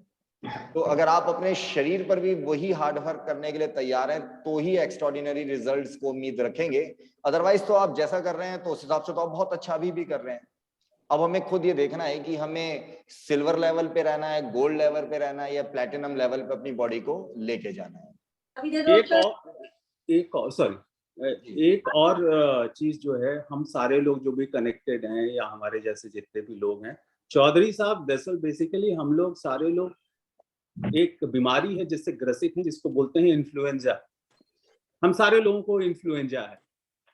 वो इन्फ्लुएंजा क्या है बीमारी, वो हम लोगों को, क्योंकि हम लोग एफ्लुएंट हो गए हैं, हमारे पास पैसे रुपए सारी चीजें आ गई हैं, जरूरत की सारी चीजें ये हैं, तो हमको अपने आप को डिफरेंशिएट करना है एक कॉमन आदमी से, एक मतलब एक गरीब आदमी से। अगर हमको अपने आप को अगर डिफरेंशिएट करना है तो वो डिफरेंशिएट खाने में इस तरीके से होता है कि जब तक हमारे पास 10 तरह का खाना नहीं हुआ, 10 तरह की चीजें नहीं हुई, ड्रिंक्स नहीं हुए उसके साथ, तब तक हम लोग इन्फ्लुएंशियल नहीं कहे जाएंगे, है ना, एफ्लुएंट नहीं कहे जाएंगे। हमारे खाने का पैटर्न जैसे जैसे हमारी जो आर्थिक स्थिति है बेहतर होती गई, हम लोग जैसे जैसे एफ्लुएंट होते गए, हमारा जो खाने का स्टाइल है वो भी प्लेट भरता चला गया। ठीक है, कई बार हम लोग ये बात करते हैं यार नींद नहीं आती, मजदूरों को देखो कुछ भी नहीं खाते और नींद आ जाती। वो तो एफ्लुएंट नहीं है, उनके पास कुछ नहीं है, उनको तो नहीं नींद आनी चाहिए, लेकिन उनको बहुत अच्छी नींद आती है और हम रात में पिल्स खा के सोते हैं। कहीं ना कहीं कुछ ना कुछ तो गलत कर रहे हैं, which we need to understand. तो और दूसरी बात है, देखिए सर ने जैसा कहा कि हमारे पास 2 ही ऑप्शन है। या पहला ऑप्शन ये है कि हम पिल्स का एक सर्टेन एज के बाद पिल्स का डब्बा लेके हम अपने साथ चले और हर एक खाने के बाद उसको पॉपअप करते रहें, और उसके बाद जो भी खाना चाहे हम खा लें। या दूसरा तरीका ये है कि हम अपने बॉडी टाइप, मैं बॉडी टाइप के बारे में बता दूंगा सर, बॉडी टाइप को ऐसा बदल दें कि 80 साल तक भी, 90 साल तक भी आपको कहीं कोई तकलीफ हो ही नहीं, और आपकी बॉडी ऑटोमेटिकली अपने आप को हील करने के लिए तैयार हो। खाओ, और ये सब दिन के लिए तो है नहीं, 1 ईयर जो कर लिया उसके बाद आप सब कुछ खा सकते हो, पकौड़े भी खा सकते हो, ये भी खा सकते हो मॉडरेशन में। लेकिन जैसे आज मैंने खा लिया, लेकिन ये पकौड़े खाओ तो 2-3, ये नहीं कि पूरी प्लेट। जी निधि, अब आप बोलिए। सर मेरा ना 2-3 पॉइंट्स है। जैसे अब आप शुरू में कर रहे हैं तो उसमें हमें ट्रैवल भी करना पड़ता है। Suppose in my case I am travelling for 4-5 days, तो उस टाइम हम ये सब फूड कैरी नहीं कर सकते और मार्केट में अवेलेबल नहीं है। मार्केट में तो कोई फैंसी फास्ट फूड अवेलेबल है। उस केस में क्या करेंगे, फर्स्ट थिंग। ठीक है, सेकंड पॉइंट इज, देखिए it's something like long run नहीं हो सकता, एग्री टू दैट, मॉडरेशन में हम खा सकते हैं, बट कभी कभी क्या होता है ना, आफ्टर सर्टेन टाइम वो क्रेविंग इतनी बढ़ जाती है ना कि we end up eating a lot of it, which is wrong also, but वो हो जाता है। उसको कैसे कंट्रोल करें? ठीक है, ये तो मैं आपको बताता हूँ। ट्रैवलिंग की बात पहले लेते हैं। जब हम ट्रैवल करते हैं, एटलीस्ट इंडिया में ही ट्रैवल अगर हम कर रहे हो, हम कहीं भी जाते हैं, तो अगर होटल में भी स्टे कर रहे हैं तो सैलेड हमारे पास बहुत ज्यादा है ही, दाल मिलता ही है, सिर्फ रोटी में ही कॉम्प्रोमाइज करनी है। ठीक है, ग्रेन का पोर्शन थोड़ा सा कम कर लेंगे, मे बी 2-3 दिन। ठीक है, 2-3 दिन। और घर से जब आप चलिए, अगर स्मूदी अगर आप शुरू करती हैं तो जैसे घर में चटनी बनती है ना, वैसे चटनी बना दीजिए स्मूदी की, और उसको कैरी करिए अपने साथ। उसको 2 चम्मच डाला और उसके साथ ये करके पी लिया, हो गया काम। तो सवेरे शाम तक का आपका पूरा 3-4 दिन का आप बना के लेकर, जैसे हम लोग जाते हैं, मैं भी तो 15 दिन बाहर रहती हूँ, तो उसको हम साथ में लेके जाते हैं और अपना बनाया, पी लिया, काम पर निकल गए। और अब तो ऐसा हो गया है कि अब हम थोड़ा सा भी खाते हैं तो लगता है पेट भर गया, अब उससे ज्यादा, क्योंकि आपका now I will relate this with bariatric surgery. आज फैशन में है बैरिएटिक सर्जरी। बैरिएटिक सर्जरी क्या होता है? वो आपके पेट के साइज को कम कर देता है ताकि थोड़ा सा भी खाना खाते हैं तो आपको फुलनेस का एहसास होता है। हमारे केस में क्या हुआ, हमने बैरिएटिक सर्जरी नहीं कराई, हमारे डाइट से हमारे मैदे का जो साइज है वो इतना छोटा हो गया कि अब हम उससे ज्यादा खा ही नहीं सकते हैं। तो which is the best option? या तो कटवा लीजिए, बैरिएटिक सर्जरी करवा लीजिए, या फिर ऑटोमेटिक उसको बढ़ा लीजिए। नहीं सर, देखिए मैं भी पिछले कुछ दिनों से स्ट्रगल कर रही हूँ, मैंने कम किया, बट वही हो जाता है, इट इज लाइक ऐसा ग्राफ चलता है जी। Times it is like I am on to it, yes पूरी तरह करना है। समटाइम्स वो ना ऐसे ग्राफ डिक्लाइन हो जाता है, जैसे वीकेंड आता है ना, your husband is at home, वो डिक्लाइन हो जाता है ग्राफ आता ही। जी जी फिर जी, ग्राफ पूरे वीक में उठता है एंड देन फिर वीकेंड पे वो ग्राफ डिक्लाइन हो जाता है। जी आइए थोड़ा अब टेक्निकली भी बात कर लेते हैं। अभी चंद्रा साहब ने बैरिएट्रिक सर्जरी की बात की है। मीतू आपने भी हैंड रेज किया है, अभी मुझे 2 मिनट दीजिएगा क्योंकि समय का अभाव है। अगर ये ज्यादा लॉन्ग ड्यूरेशन हो गया तो आप में से काफी लोग इधर उधर जाने लगेंगे और इसका पर्पस डिसॉल्व होना शुरू हो जाएगा। तो हम थोड़ा तेजी से आगे बढ़ते हैं और उसके बाद रूपाली के पास भी हमें लौट कर आना है, क्योंकि जब एक वेट लॉस का प्लेटो हम अचीव कर लेते हैं और उसके बाद हमने देखा कि हमने सब कुछ किया but we are not being able to now move further, और वेट कम मेरा ठीक है लेकिन मुझे भी और थोड़ा रिड्यूस करना है, तो उस प्लेटो को कैसे ओवरकम करना है इस बारे में भी हमें भी रूपाली से उनका एक्सपीरियंस लेना है। तो चंद्रा साहब ने भी बैरिएट्रिक सर्जरी का जिक्र किया था, जैसा कि आप सभी जानते ही हैं। उसमें क्या होता है कि आपके पेट का साइज कम करते हैं, उससे आपकी भूख कम हो जाती है, एल्स इससे ज्यादा उसमें कुछ नहीं होता। लेकिन जो बहुत इंपॉर्टेंट बात है वो ये है कि अभी ये बार बार आपके मन में सभी के एक प्रश्न उठ रहा है कि यार ये कितने दिन तक फॉलो करेंगे इतना टफ रिजीम? 1 महीने कर लिया, 2 महीने कर लिया, 3 महीने कर लिया। देखिए होगा क्या, जब आप ये 6, 7, 8 महीने धीरे धीरे करते हुए आगे निकल जाएंगे, उसके बाद आपकी भूख ऑलरेडी ऑटोमेटिकली कम हो चुकी होगी। उस समय आपको स्ट्रगल नहीं करना पड़ेगा कि मुझे भूख लग रही है और मुझे अपनी भूख मारनी पड़ रही है। इनफैक्ट चंद्रा साहब को तो अभी भी स्ट्रगल नहीं करना पड़ रहा होगा, ये काम बहुत तेजी से हो जाता है। अगर आप कोई फास्टिंग भी करते हैं तो very first day it's very difficult, पेट में चूहे कूदते हैं और 2-3 दिन के बाद भूख आपकी ऑलरेडी काफी हद तक मर चुकी होती है। तो पहले अब तो ये कि ये स्ट्रगल ही नहीं है। अगर आप ये 3 या 4 महीने भी फॉलो कर लेते हैं तो you don't have to struggle later to suppress your appetite. आपकी एपेटाइट ऑलरेडी कम हो चुकी है। तो सबसे इंपॉर्टेंट तो प्रश्न ये है। दूसरा प्रश्न ये है कि अब जब अभी आप अगर कुछ भी फॉलो नहीं कर रहे हैं, लेकिन आप सबसे बड़ी जो प्रॉब्लम है या जो एरर है वो ये कर रहे हैं कि आप जितना भी खाते हैं वो बहुत ही ज्यादा खाते हैं हम सब, और उसका मतलब ये है कि योग की दृष्टि से आपको हमेशा अपने स्टमक को 50% ही फिल करना है, क्योंकि उसको 25% आपको हवा के लिए और 25% पानी के लिए छोड़ना है। तो अगर आप कोई भी डाइट पैटर्न फॉलो नहीं करने के मूड में, अपनी टेस्ट बड्स को कर्ब नहीं करने के मूड में है, तो कम से कम ये तो करिए कि आप जितना भी खाइए पेट में थोड़ी जगह हवा के लिए और पानी के लिए जरूर छोड़ दीजिए, उसे यहां तक मत भरिए। कम से कम ये तो हम कर ही सकते हैं। तीसरा, अगर आपने गौर किया हो, अभी चंद्रा साहब जब आपको अपना रिजीम बता रहे थे तो उन्होंने 2nd मंथ में ऐड किया था कि हम लोग वाटर फीस्टिंग और जूस फीस्टिंग, उन्होंने फास्टिंग शब्द का इस्तेमाल ना करके फीस्टिंग का इस्तेमाल किया। तो देखिए हम लोग क्या करते हैं, जहां पे फास्टिंग शब्द ऐड हो जाता है तो हमें लगता है अब मुझे भूखा रहना पड़ेगा। ऐसा नहीं है। अगर आप जूस की फीस्टिंग कर रहे हैं, उसको फास्टिंग का नाम ना देके फीस्टिंग समझिए, तो आप एक्चुअल में जूस को एज अ फूड ले रहे हैं, तो उसकी भी वैल्यू करिए। ये बल्क में खाने की आदत, बल्क में पेट के अंदर सामान को डालने की आदत के चलते हमें ऐसा लगने लगा है कि अगर पेट में कुछ सॉलिड नहीं जा रहा है तो हम भूखे रह जाते हैं। वाइल जब आप एक लिक्विड भी जूस भी ले रहे हैं या स्मूदी भी ले रहे हैं जो कि सेमी सॉलिड है, तो वो भी आपके पेट को फिल करता ही है। ये दिमागी तौर पर आप भूखे रहते हैं जबकि शारीरिक रूप से आप भूखे नहीं होते हैं। तो इस बात का भी आपको मतलब जानना है कि ये फास्टिंग नहीं है, ये फीस्टिंग है। इसी तरह अभी जो सीमा मैम है, चंद्रा साहब हैं, उन्होंने ये भी ऐड नहीं किया और विस्तार से आपको नहीं बताया कि वो लोग वाटर फास्टिंग भी कर रहे हैं, जिसमें कि वो 24 आवर्स 248 आवर्स, इनफैक्ट सीमा मैम कल यहाँ पर जब आई थी तो she had almost completed 72 hours of water feasting, जिसमें कि वो she was constantly having only water, nothing else. और उसके बाद भी कल इवनिंग में वो यहाँ पे 30 सूर्य नमस्कार उन्होंने किया, एंड उसके बाद भी उनको ऐसा कुछ भी देख के नहीं लग रहा था कि she was absolutely drained, nothing was like that. So अब यहाँ पर जब ये वाटर फीस्टिंग या जूस फीस्टिंग आती है तो यहाँ पे एक टर्म इंट्रोड्यूस होती है जिसके बारे में आपको बताना बहुत ही जरूरी है, जिसको ऑटोफेजी बोलते हैं। जो लोग बायोलॉजी के स्टूडेंट हैं उनके लिए नई टर्म नहीं है, बट जो नॉन बायोलॉजिकल बैकग्राउंड से उसके लिए नई टर्म है।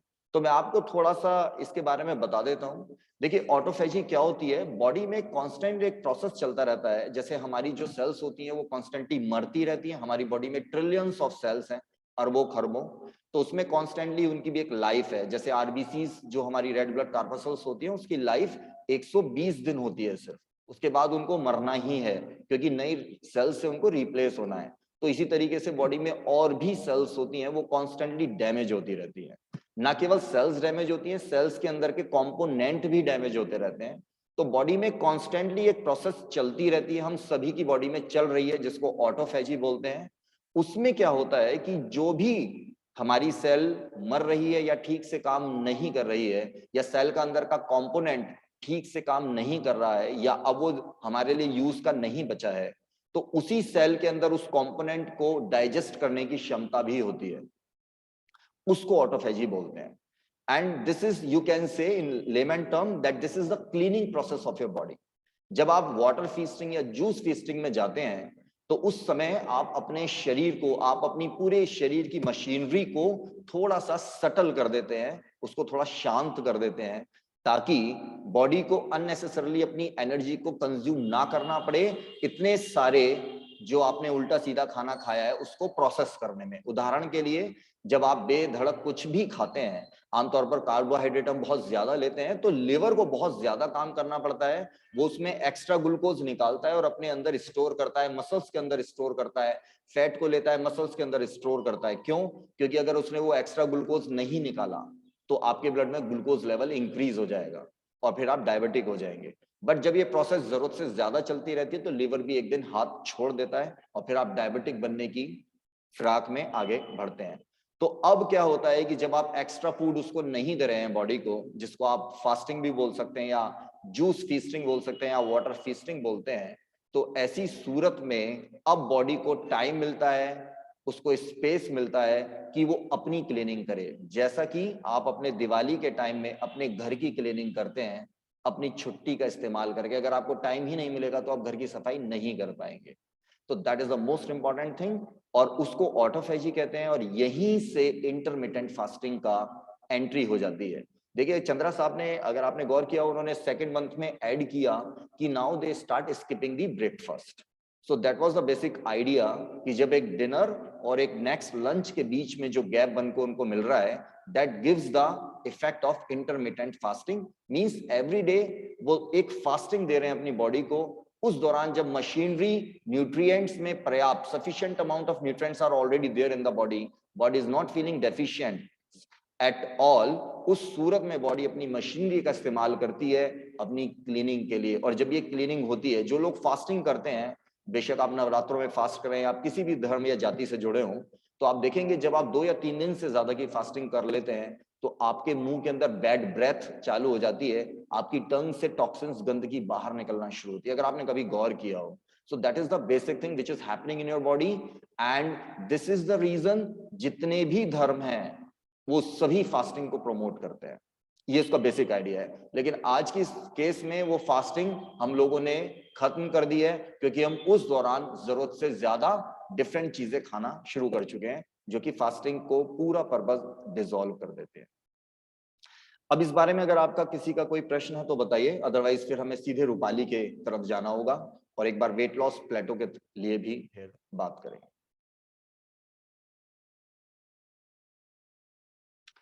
ऑलराइट, ठीक है मीतू, आपका कोई प्रश्न है, उस समय आप बोलना चाह रही थी तो पूछेगा, फिर हम सीधे रूपाली की तरफ जाते हैं। सर मुझे ये पूछना था कि जो हम बता रहे हैं कि 25% ग्रेन, तो ये परसेंटेज कैसे कैलकुलेट कर रहे हैं?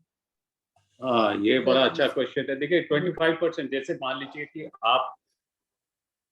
आपको ये अंदाजा हुआ कि कितना खाना खाने से आपका पेट भर जाता है, ठीक। अब मान लीजिए हम एक चपाती की बात करते हैं, तो हम पहले एक चपाती से शुरू करते हैं। तो एक चपाती लिया और आपका जो दाल हुआ वो 30 ग्राम्स हुआ, ठीक है। और आपका सैलेड का पोर्शन, यानी कि 4 अलग अलग भाग में अगर आपने सारी चीजों को रखा, दाल को अलग रखा और सलाद को अलग रखा, ग्रेन को रखा और सब्जी को अलग रखा, तो वो बराबर क्वांटिटी में, मतलब बराबर मतलब वजन में उतने होने चाहिए। अच्छा, आप समझ गए। और अगर आपको दूसरा, अगर एक रोटी खाने के बाद दूसरी रोटी का भूख है, मैं फिर बोल रहा हूं, तो ये जरूरी है कि आप तीनों चीजें फिर से ऐड करेंगी, तभी वो चपाती लेंगे, सिर्फ चपाती नहीं खाएंगे। जी, ठीक ठीक। ऑलराइट, अब हम लोग रूपाली की तरफ आगे बढ़ जाते हैं। देखिए रूपाली उस स्टेज में थी कि जहां already she had lost, already she was not overweight first of all, secondly she had lost already weight which was the required one, but after then she wanted to lose more and she was struggling with that. ये तभी होता है, ये बिल्कुल उसी तरीके से है कि आप 60% मार्क्स अचीव करते थे किसी पर्टिकुलर सब्जेक्ट में, आपने काफी मेहनत की, आप 80 से 85 तक पहुंच गए, आप 90 तक पहुंच गए, अब 90 से लेकिन आप 95 चाहते हैं, तो उस केस में इट्स अ स्ट्रगल।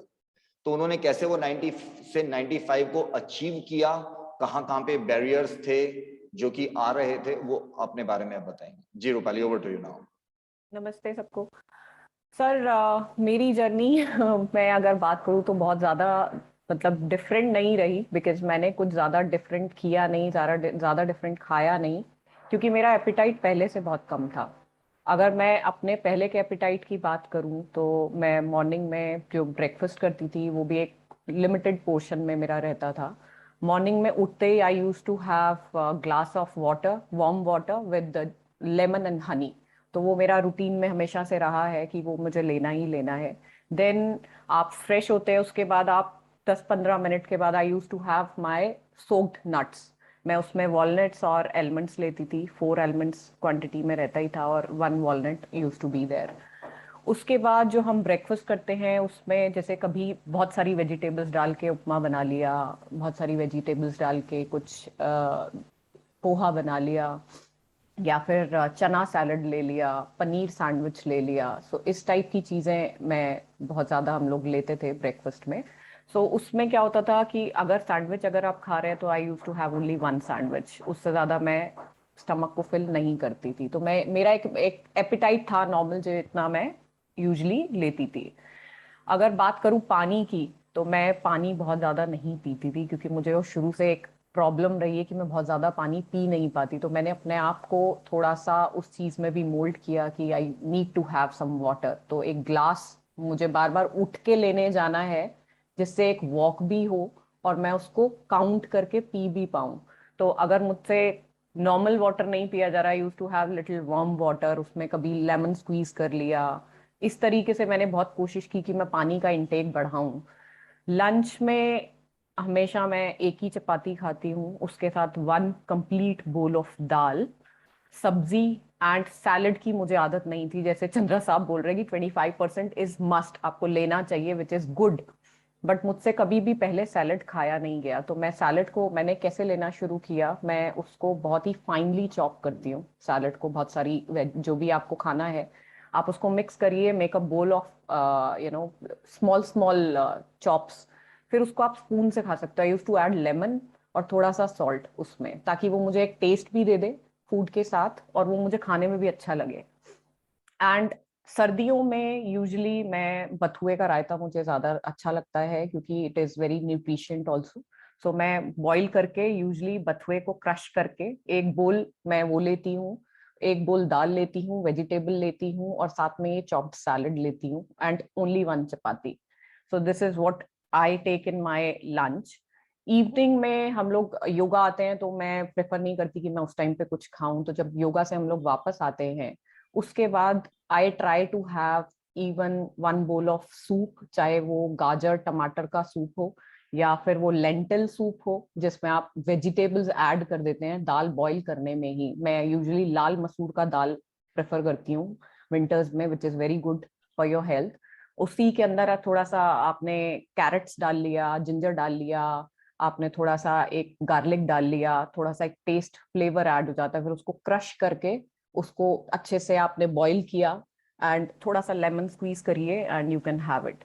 कभी उसका मूड नहीं होता है कि कुछ खाना है, मन कर रहा है कुछ, I need some solid, then what I prefer is थोड़ा broccoli, bell peppers and zucchini और थोड़ा सा पनीर एज अ मतलब प्रोटीन, जिससे आप थोड़ा सा प्रोटीन भी ले लें, तो उसको सौते करके वेजीज को we use to have that also. तो ये मेरा कंप्लीट डाइट था। पहले भी मैं ऐसा ही डाइट लेती थी बट मेरा वेट, मैं हमेशा आपको बोलती थी कि मेरा वेट जाता ही नहीं है, एक पर्टिकुलर उस पे काउंट पे आके वो रुक जाता है, ना तो वो 1 kg नीचे जा रहा है ना वो ऊपर जा रहा है, बहुत स्लाइटली फ्लक्चुएट करता था बट वो कभी भी उतना गया नहीं। Then I was very very upset कि मैं इतना ठीक से अपना फूड ले रही हूँ, मैं बहुत ज्यादा कुछ नहीं खाती हूँ, तब भी मेरा वेट नहीं जा रहा है, और हालांकि मैं बाहर भी जाती हूँ तो मैं बहुत लिमिटेड क्वांटिटी में कभी कुछ खाती हूँ। तो उसके लिए मैंने क्या किया, उसके लिए एक तो मैंने विंटर्स में ऐड किया अपने डाइट में, मॉर्निंग में आप कैरेट ले लीजिए, 1 एप्पल, 1 ऑरेंज एंड थोड़ा सा आप चुकंदर ले लीजिए एंड बीट रूट जिसको बोलते हैं, और थोड़ा सा आंवला। तो इस ये 4-5 चीजों का मैंने स्मूदी बनाना स्टार्ट किया, बिकॉज विंटर्स में ये बहुत अच्छा है, न्यूट्रिशेंट है, आपकी बॉडी को आपकी स्किन को रिक्वायरमेंट भी होती है। तो I started adding that in my before my breakfast. तो मॉर्निंग में लेमन हनी वार्म वाटर में, फिर सोक्ड एलमंड्स लेती हूँ, और थोड़ी देर बाद मैं वो स्मूदी बना के I use to have that, और इनफैक्ट घर में भी बाकी सभी लोगों को मैं I prefer to give it. फिर after 1 hour I use to have my breakfast. तो उस ब्रेकफास्ट में मैंने थोड़ा चेंजेस किया, लाइक मैंने आपसे भी डिस्कस किया था कि मैंने पोहा खाना कम कर दिया, मैंने उपमा खाना कम कर दिया, तो अब मैं थोड़ा सा शिफ्ट हो गई पनीर की तरफ, जिसमें कि मैं कभी थोड़ा सा पनीर का कुछ मॉर्निंग में बना लेती हूँ, कभी चीला बना लिया, कभी पनीर चीला नॉर्मल बना के उसके अंदर पनीर स्टफ्ड कर दिया, चना चाट बना लिया, उसमें बहुत सारी वेजिटेबल्स डाल दी, देन अगेन उसमें चॉप्ड अप क्यूब्स पनीर के ऐड कर लीजिए, तो विच इज क्वाइट हेल्दी। तो मैंने थोड़ा सा उसको चेंज किया। उसके बाद लंच मेरा ऑलमोस्ट सिमिलर ही है, लंच में मैंने कुछ ज्यादा चेंज नहीं किया है, और डिनर भी अप्रोक्सीमेटली हम लोग का यही रहता है। बट जो एक मेजर चेंज मैंने वो किया वो है मेरा 1 वीक में 1 दिन फास्टिंग। सो एवरी संडे मैं सॉल्ट नहीं खाती हूँ पूरे दिन, तो I keep it without salt whole day, और शायद दैट इज द रीजन एकदम से मेरा वेट चेंज हुआ, और वो थोड़ा फैट जो एक दिखता था फेस में, और थोड़ा सा फैट मुझे जो परेशान करता था, लगता था कि नहीं है थोड़ा ज्यादा है, वो चला गया। हालांकि बहुत ज्यादा कभी नहीं रहा, बट जो मैं चाहती थी that got reduced eventually. So it happened only because of, I guess, fasting and adding some nutrition into my diet. तो वो चीजें मुझे लगता है कि हमें करनी चाहिए। वीक में 1 दिन फास्टिंग इज मस्ट। तो उसमें मैंने स्टार्टिंग में बिना सॉल्ट के थोड़ा 1 चपाती भी खाया है, ऐसा नहीं कि मैंने नहीं खाया कुछ दही के साथ। धीरे धीरे मैंने उसको ग्रेजुअली अपनी बॉडी को हैबिट डाली कि मुझे फास्ट करना है, फिर मैंने वो भी छोड़ा। Then I started having this glass of juice, which I'm talking smoothie in the morning. उसके बाद मैं fruits पे shift हो गई सर। Fruits लेती हूँ, so I keep it like that. Without salt, only fruits and smoothies. This is what I do on every Sunday. So this was my whole journey, और उससे शायद plateau break हुआ मेरा, and that was good. I was feeling good. जी, very very nice Rupali.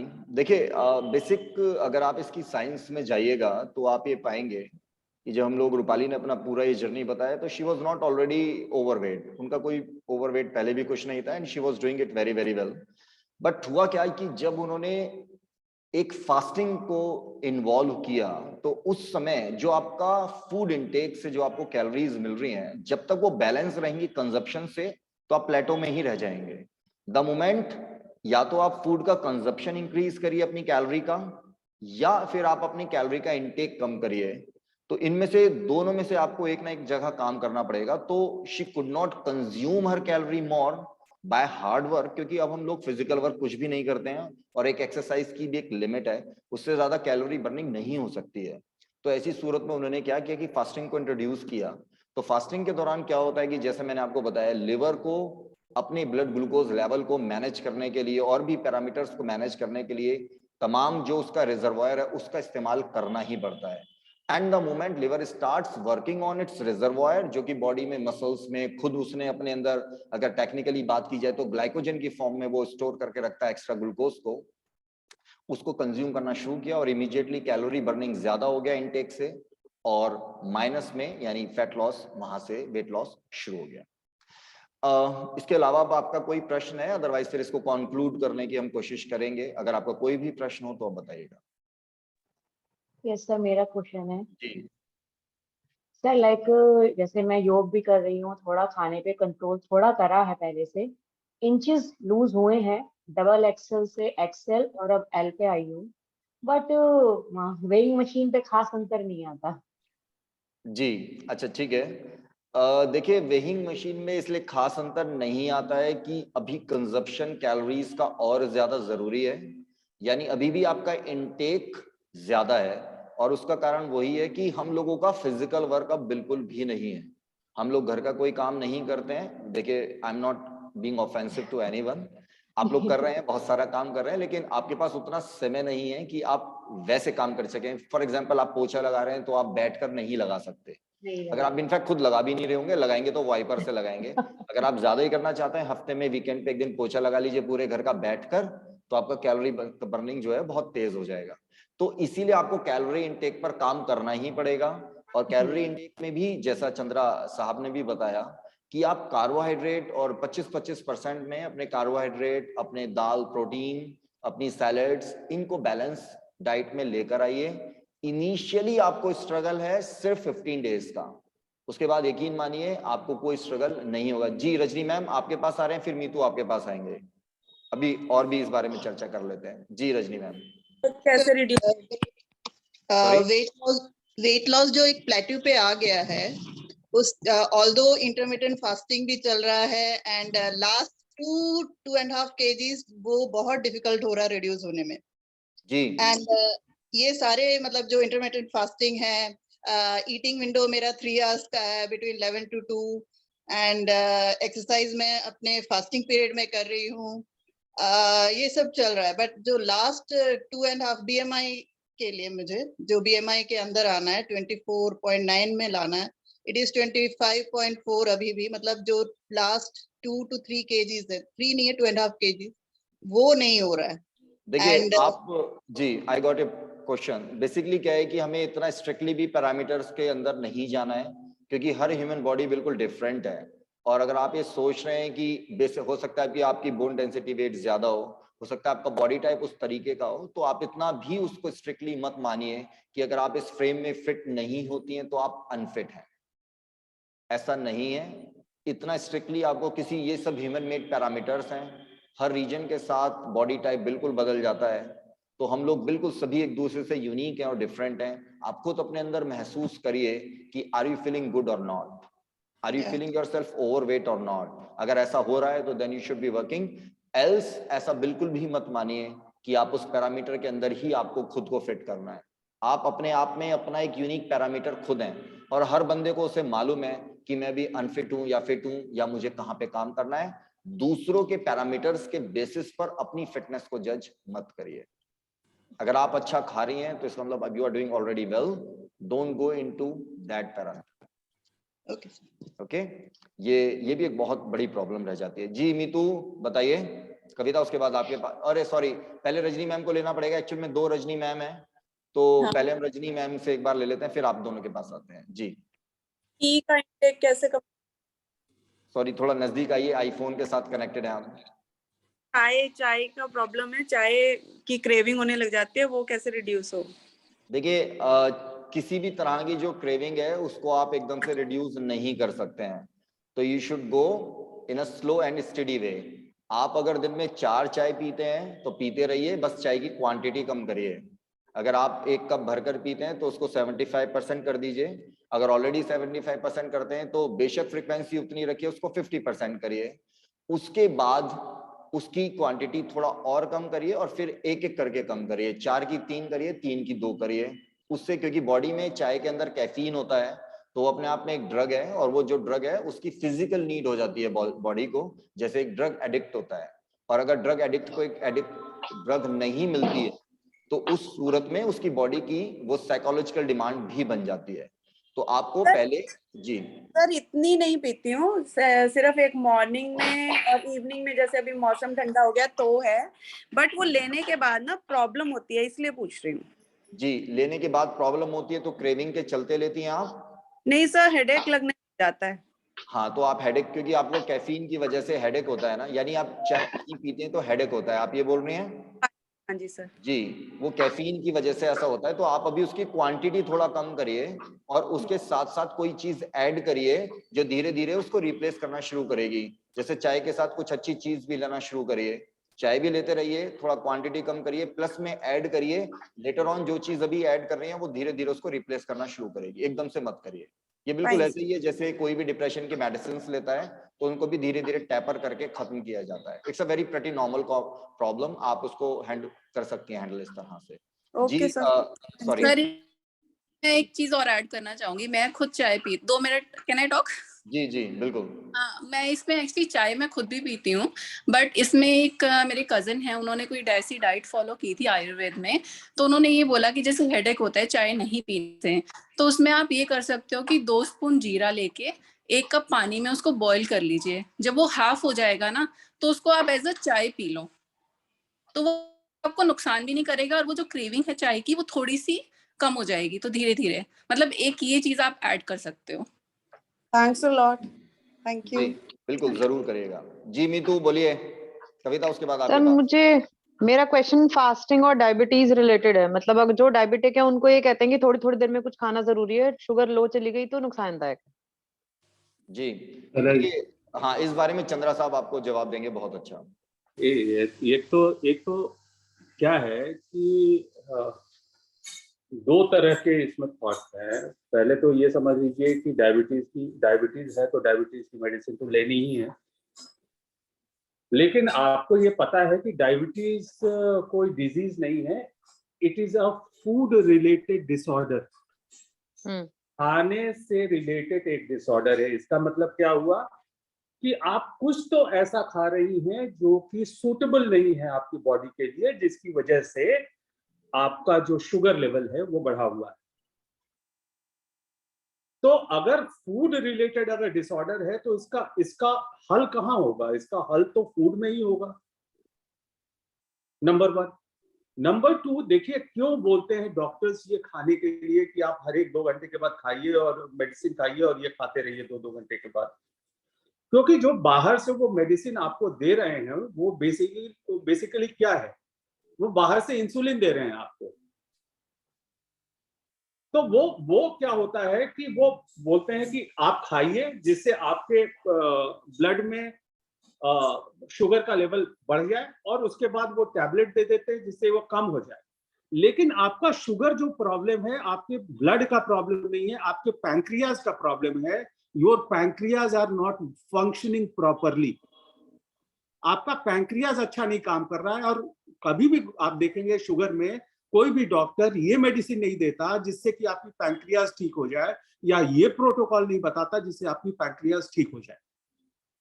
तो होता क्या है कि आप जिंदगी भर आप थोड़ा थोड़ा खाना खाती रहती हैं और जिंदगी भर आप दवा लेती रहती हैं।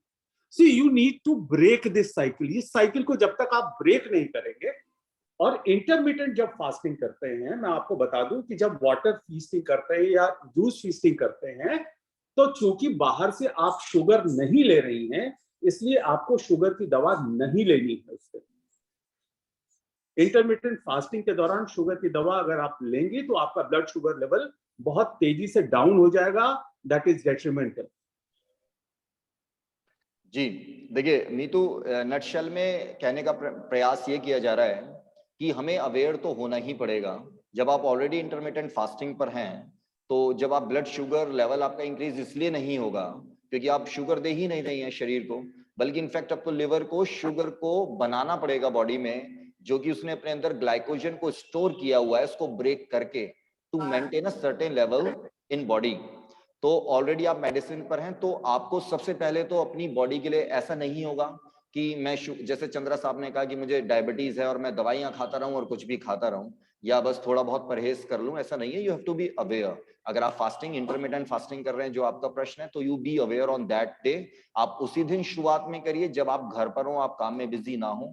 Be aware of your body level, body sugar level, be aware of your energy levels. क्योंकि अक्सर ऐसा भी हमने देखा है, जो लोग शुगर के पेशेंट्स होते हैं, the moment they have their medicine और समटाइम्स वो इमीडिएटली कुछ नहीं खाते हैं, तो उनको अचानक ही बहुत डाउन फील होता है। तो अगर आप ऐसा फील कर रहे हैं तो थोड़ा बहुत खाइए, अच्छा खाइए, शुरुआत में बिल्कुल अवेयर रहिए। धीरे धीरे आप खुद ब खुद समझ जाएंगे कि मेरी बॉडी को इंटरमिटेंट फास्टिंग के दौरान या किसी पर्टिकुलर डे फास्टिंग के दौरान जिस समय मुझे दवाई नहीं लेनी है, मैं नहीं ले रहा हूं, तो कैसे अपने आप के शुगर लेवल को मैनेज करना है। बट उसके लिए आपको एक पूरी अवेयरनेस और अपनी बॉडी को रेस्पेक्ट देना पड़ेगा। लेकिन आप सोचें कि मैं इंटरमिटेंट भी कर लूं, फास्टिंग भी कर लूं, काम भी करता रहूं और दिमाग कहीं और लग रहा हो, तो फिर ये चीजें नहीं होंगी। You have to be connected with your body. अच्छा, मैम से एक सवाल और ये पता, ये खाने में दरअसल क्योंकि शुगर है एंड देन हम लोगों ने सक्सेसफुली शुगर को बहुत डाउन किया है, सिर्फ मैम से ये जानना चाहते हैं कि वो जो सवेरे शाम तक फूड खाती हैं उसमें मिल्क और मिल्क प्रोडक्ट कितना रहता है? Meetu, mic on. रात को 1 गिलास दूध रहता है। और मीठा? नहीं, उसके अलावा नहीं रहता। चाय हम पीते नहीं है, और मीठा मतलब जो अनाज का मीठा है वो मीठा होगा, अदरवाइज मिठाई और चाय कुछ दही, छाछ वगैरह? नहीं, कुछ नहीं है। दही वगैरह नहीं। देखिए नीति जी, मैं आपको एक चीज बता देता हूँ। मिल्क में एक हार्मोन होता है, वो आईजीएफ बोलते हैं, इंसुलिन लाइक ग्रोथ फैक्टर बोलते हैं उसको। बेसिकली क्या होता है कि वो जब आप मिल्क या मिल्क प्रोडक्ट लेती हैं तो आपके पैंक्रियाज को वो सराउंड कर देता है, और सराउंड करके वो मिमिक करता है और पैंक्रियाज को ये इंडिकेशन देता है कि ऑलरेडी इंसुलिन है, आईजीएफ, जिसकी वजह से आपका एक्चुअल इंसुलिन जो है वो सिक्रीट नहीं होता है ब्लड में और ब्लड शुगर लेवल बढ़ता है। IGF मॉलिक्यूल इसको बोलते हैं। So it is the recent research says that for some time, maybe for 2-3 months, आपको मिल्क और मिल्क रिलेटेड प्रोडक्ट जो डायबिटिक हैं उनको कंप्लीटली छोड़ देना चाहिए। इससे आपको बहुत फायदा होगा। अच्छा, हाँ, IGF मॉलिक्यूल के बारे में अगर आप पढ़ेंगी, मैं एक वो भी भेज दूंगा आपको, जिसके बारे में आपको बहुत स्टार्टलिंग फैक्ट्स पता चलेगी कि दूध कितना प्रॉब्लम करता है, स्पेशली डायबिटिक्स में।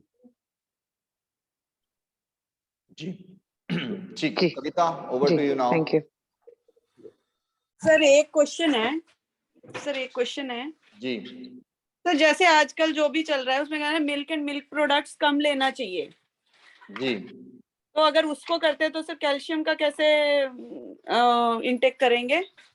जी जैसे मुझे डाइजेस्ट भी नहीं होता है सर, तो वैसी ही प्रॉब्लम है। और उसके बिना ऐसे लगता है कि वो नहीं लेते हैं मिल्क तो कैल्शियम का दिक्कत है, फिर सप्लीमेंट ले। आपने कभी गाय हाथी को देखा है? वो मिल्क नहीं पीते, उनकी कितनी बड़ी बड़ी हड्डियां और कितनी मजबूत हड्डियां होती हैं। नहीं सर, वो ग्रीन तो बहुत खाते हैं ना, उतना ग्रीन खा तो नहीं पाते हम। तो बस आपकी भी शरीर की उतनी रिक्वायरमेंट है जितना बड़ा आपका पेट है। अगर आपका इस मोटे पेट में, ये पेट नहीं है, एब्डोमेन है, इसमें छोटा सा पेट यहाँ पे लगा हुआ है, आम की शेप का, आमाशय इसलिए बोलते हैं उसको। वो तो पता है सर, मेडिकल स्टूडेंट्स हैं इतना। हाँ, वो तो बस उतनी ही रिक्वायरमेंट है आपकी फूड की। ये गलत फहमियां हैं जो हमारे जहन में पाल दी गई हैं। वैसे चंद्रा साहब, इस बारे में, ये अच्छा प्रश्न है, इस बारे में डिस्कशन है। चंद्रा साहब, आप डालिए इस पे कुछ प्रकाश। माइक ऑन करिए सर। चंद्रा साहब, माइक ऑन करिएगा।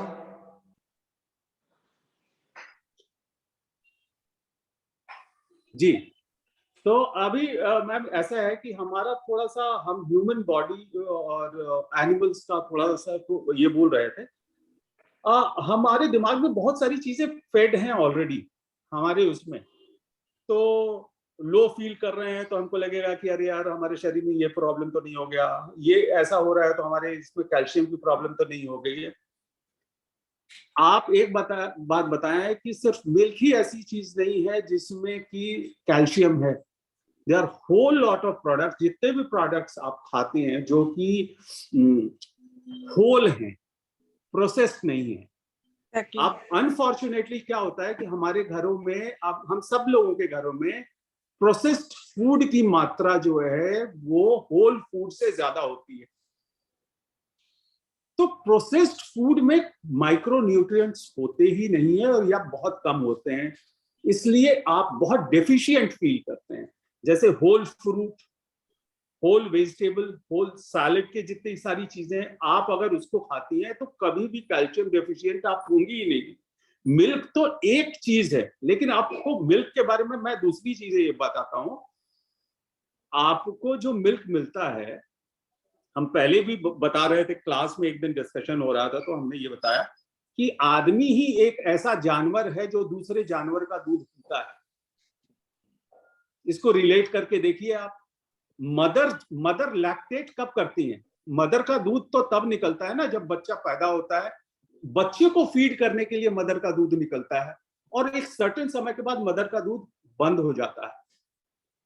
इन केस जो हम मिल्क कंज्यूम कर रहे हैं, हम क्या करते हैं कि वो गाय ने बच्चा दिया, उसके बाद उसको हमने इंजेक्शन दिया और इंजेक्शन देने के बाद फिर प्रेगनेंसी कर दिया, और जो हम हार्मोन के इंजेक्शंस दे रहे हैं जो जानवर के लिए हैं, वो उससे जो मिल्क आ रहा है वो हम पी रहे हैं। इमेजिन वो हार्मोन्स हमारे बॉडी के अंदर आ रहे हैं तो ये प्रॉब्लम क्रिएट करते हैं, और स्पेशली डायबिटिक्स में बहुत ज्यादा प्रॉब्लम्स क्रिएट करते हैं।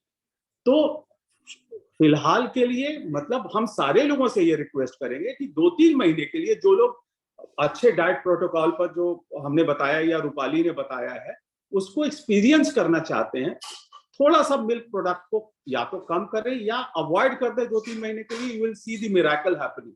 और कैल्शियम के लिए बिल्कुल परेशान नहीं हो, कैल्शियम बहुत सारी चीजों में है, ये सिर्फ हमारे दिमाग में ही कि दूध से ही मिलेगा। दूध has lot of problems into it.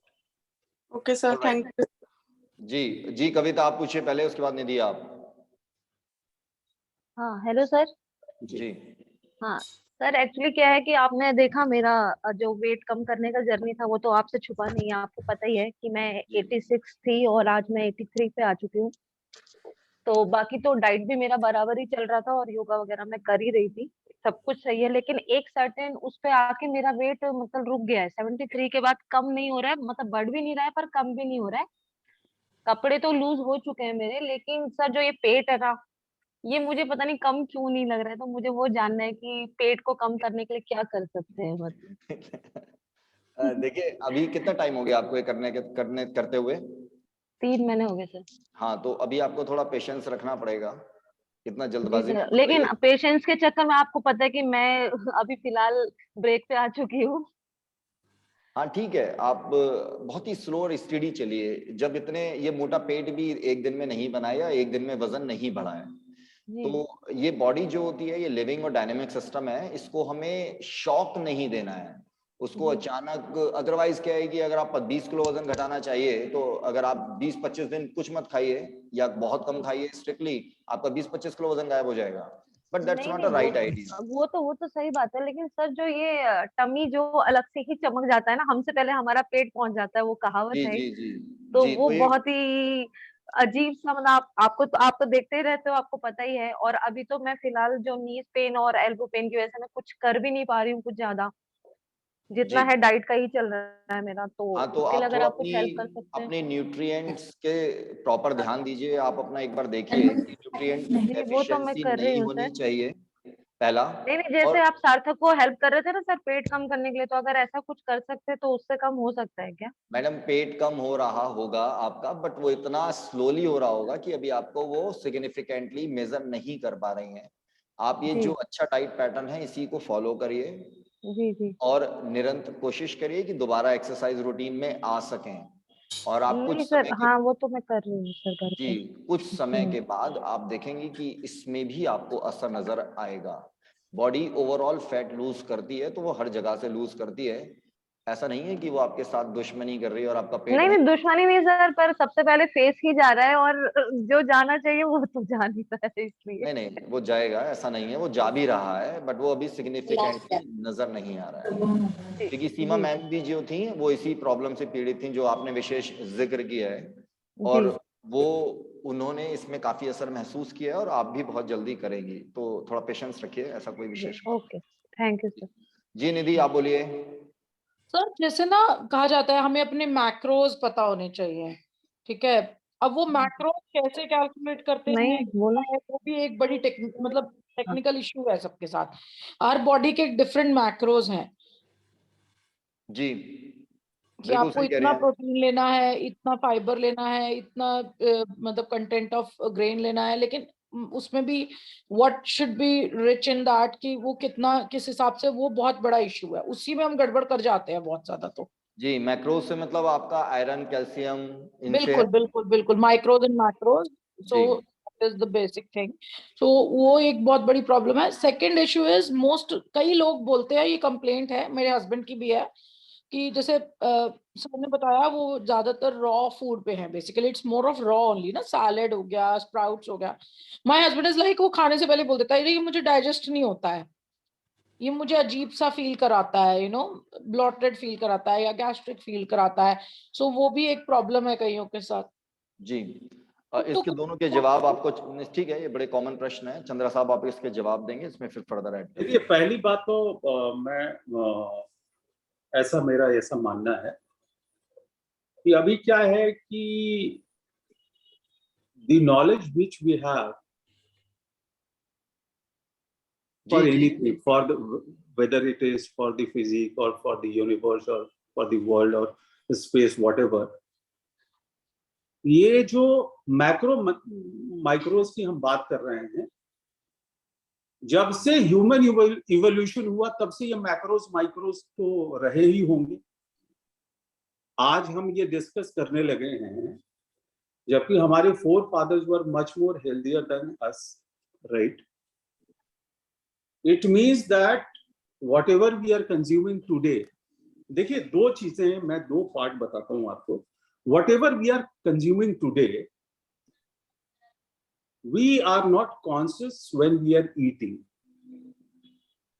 Let us understand that we are eating only for taste. Taste is more important than anything else. How many times we sit on the table and see कि taste versus nutrition में कितना ये करते हैं। सुगंध आ जाती है तो हमारी भूख बढ़ जाती है, that is on the basis of the taste. But what is required for your body, we never bother about that, and therefore Swiggy Zomato का business जो है पूरे दुनिया में वो इस तरीके से चल रहा है, ये flourishing कर रहा है। So let us not bother about micros and macros at this point of time. हम प्रकृति से जैसी चीजें हमको मिल रही हैं, मेजॉरिटी ऑफ द खाना अगर हम वैसा ही खाना शुरू करते हैं बजाय कि उसको प्रोसेस करके उसको तमाम सारी चीजें करके, ट्रस्ट में सारी प्रॉब्लम्स खत्म हो जाएंगी। Sir, what about non-vegetarians? I tell you, non-vegetarian, it is not, I am not saying I used to be a non-vegetarian. For the past 4 months हमने non-veg नहीं लिया है, ऐसी कई बार क्रेविंग हुई पहले। ऐसा नहीं है कि आपको non-veg छोड़ देना है, लेकिन आप समझिए आपके बॉडी के टाइप को अगर आपको बदलना है तो किसी चीज को पाने के लिए कुछ चीजों को तो थोड़े समय के लिए त्याग करना ही पड़ेगा। मैं सिर्फ 2 मिनट का समय लूंगा, बॉडी टाइप के बारे में बताता हूं जो कल हम लोग डिस्कस कर रहे थे।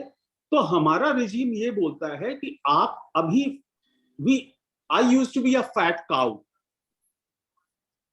मैं मोटी गाय जैसे होती है ना, तो हम लोग मोटी गाय थे। तो उसका सेकंड फेज क्या हुआ, हमको पतले गाय में अपने आप को कन्वर्ट करना है, यानी कि स्टारवेशन मोड में जाना है। अब आप देखिए कि एक गाय वही खाना खाती है जो एक घोड़ा खाता है, लेकिन वो घास जो है गाय को मोटा कर देती है और वही घास घोड़े को फिट कर देती है। क्यों ऐसा? Quantity metabolism. It is all the process of your metabolism. Your metabolism has to be very, very high, which is very low. So whatever you are eating is getting translated into fat. And that is not secreting out of the body, and therefore we are feeling bloated और ये तमाम सारी चीजें हैं. So we need to change our body type. So right from fat cow to thin cow, then to horse. वहां पर आपके exercise जो सर करा रहे हैं, मुझे एक्सरसाइजेस करा रहे हैं, उसका इतना इंपॉर्टेंस है कि सिर्फ और सिर्फ कई लोग क्रैश डाइटिंग करते हैं, वजन चला जाता है, फिर वजन आ जाता है. इट इज ओनली बिकॉज वो आपने फैट तो कम कर दिया, लेकिन बॉडी का जो कॉम्पोजिशन चेंज होना चाहिए, वो बॉडी का कॉम्पोजिशन आपने चेंज नहीं किया. So third stage is that you have to become a horse, and from horse you have to become a fit horse. Horse में भी ऐसा नहीं है, हॉर्स टू फिट हॉर्स. तो ये 4 साइकिल है. तो वहां पर जो एक्सरसाइजेस का रोल है वो बहुत इंपॉर्टेंट है, आपके स्टैमिना का रोल है वो बहुत इंपॉर्टेंट है. तो दोनों साथ में जब तक नहीं चलेंगे, और माइक्रोस मैक्रोस के बारे में बिल्कुल इत्मीनान हो जाइए. सेव जिस तरीके से दिखता है पेड़ पर, वैसा अगर मिल गया तो खा लीजिए. न्यूट्रिशन ही न्यूट्रिशन. जी, इस बारे में ऐड करना चाहेंगे कि काफी लोग हमारे पास आते हैं, वो थायराइड की प्रॉब्लम लेकर आते हैं कि TSH लेवल मेरा इतना है. यूजुअली TSH लेवल जब 5 से या क्रॉस थोड़ा सा कर जाए तो उसको काफी आप थायरोनॉर्म शुरू कर ही देते हैं. लेकिन मेरे पास कुछ ऐसे भी केसेस आए हैं जिन्होंने एम्स के बड़े सीनियर डॉक्टर्स के साथ कंसल्ट किया. उन्होंने कहा कि अगर आपका 8, 9, 10 तक भी TSH है तो भी आप अपनी थायरोनॉर्म शुरू मत करिए. आप अपनी डाइट पर और अपनी एक्सरसाइज पर काम करिए. तो होता क्या है कि अभी हमें पैरामीटर्स में भी इतना नहीं जाना है, अपनी बॉडी के लिए अवेयरनेस को बढ़ाना है. हम लोग इस साइंस में, जैसे कि रजनी नायर मैम ने भी कहा कि मेरे को BMI उस फिट फ्रेम में लेकर आना है, ये अपने आप में जो हमें मीडिया में जो हम आजकल ये पढ़ते लिखते और सुनते हैं, ये चीजें हमें बहुत ज्यादा अफेक्ट करती हैं, रादर कि हम अपनी बॉडी को खुद रीड करें. तो आप अपनी बॉडी के लिए अवेयर होइए. जैसे फॉर एग्जांपल ये कहा जाता है, आमिर खान ने 3 इडियट्स मूवी में काम किया और उससे जब ये पूछा गया कि how were you able to look so young when you were already in your almost 50s, and he was playing a guy who was a college going guy, and he really looked like that to some extent, if not fully. So he said कि जब मैंने अपने dietitian जो भी उनके trainers होते हैं उनको कहा, तो उन्होंने मुझसे सबसे पहले कहा कि जो आपको डाइट है वो तो फॉलो ही करनी है, but water is going to play a major role. और आपको जो अपनी स्किन में ग्लो और ब्यूटी चाहिए, रिंकल फ्री ब्यूटी चाहिए, उसके लिए वाटर का एक बहुत बड़ा रोल रहेगा. तो उन्होंने कहा कि आप मुझे रिकमेंड किया 4 litres of water every day.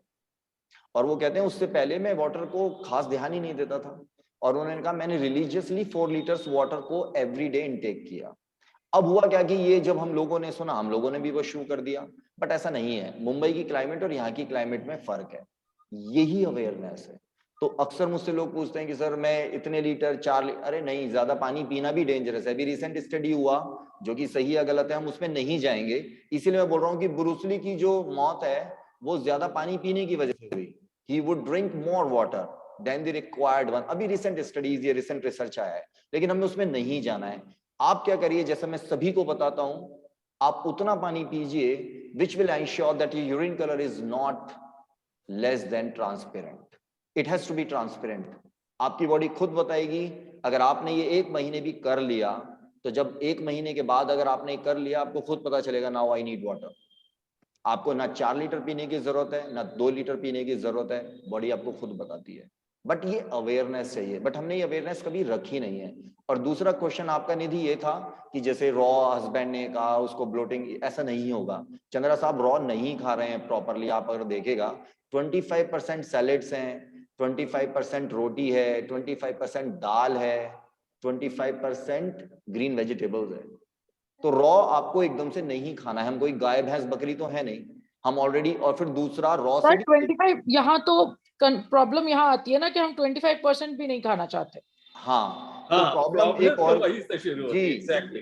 Problem एक ये भी है, प्रॉब्लम वहां नहीं है कि हमें खाना नहीं है, हमें यहाँ 25% भी नहीं खाना है.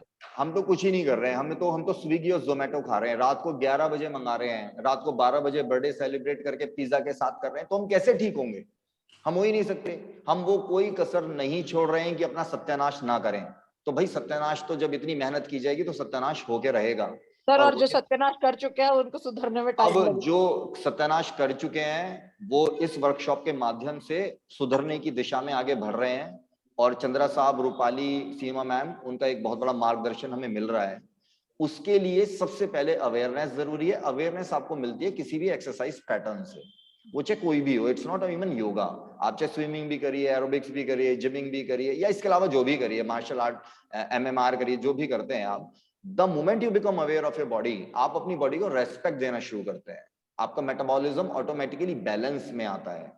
वो चाहे फिर BMR, ये सब कॉन्सेप्ट्स खत्म हो जाते हैं, वो ऑटोमेटिकली हर चीज आप अपनी बैलेंस में आना शुरू हो जाएगी, जिसको कि एक टर्म दी जाती है इक्विलिब्रियम। तो वो इक्विलिब्रियम जो होता है वो हर बंदे को खुद अचीव करना है, जो कि बिल्कुल यूनिक है उसका दूसरे से। सर मे आई कम इन? मैं ये बता रहा था, मतलब सारे लोगों को अब तो कंक्लूड होगा। फूड तो हम लोगों ने बात कर लिया, फूड तो plays a very important role, but what equally is important कि आपका जो मेंटल वेलबींग है ये बहुत महत्वपूर्ण है। अगर ये मेंटल वेलबींग प्रॉपर नहीं है तो food is not going to only help you.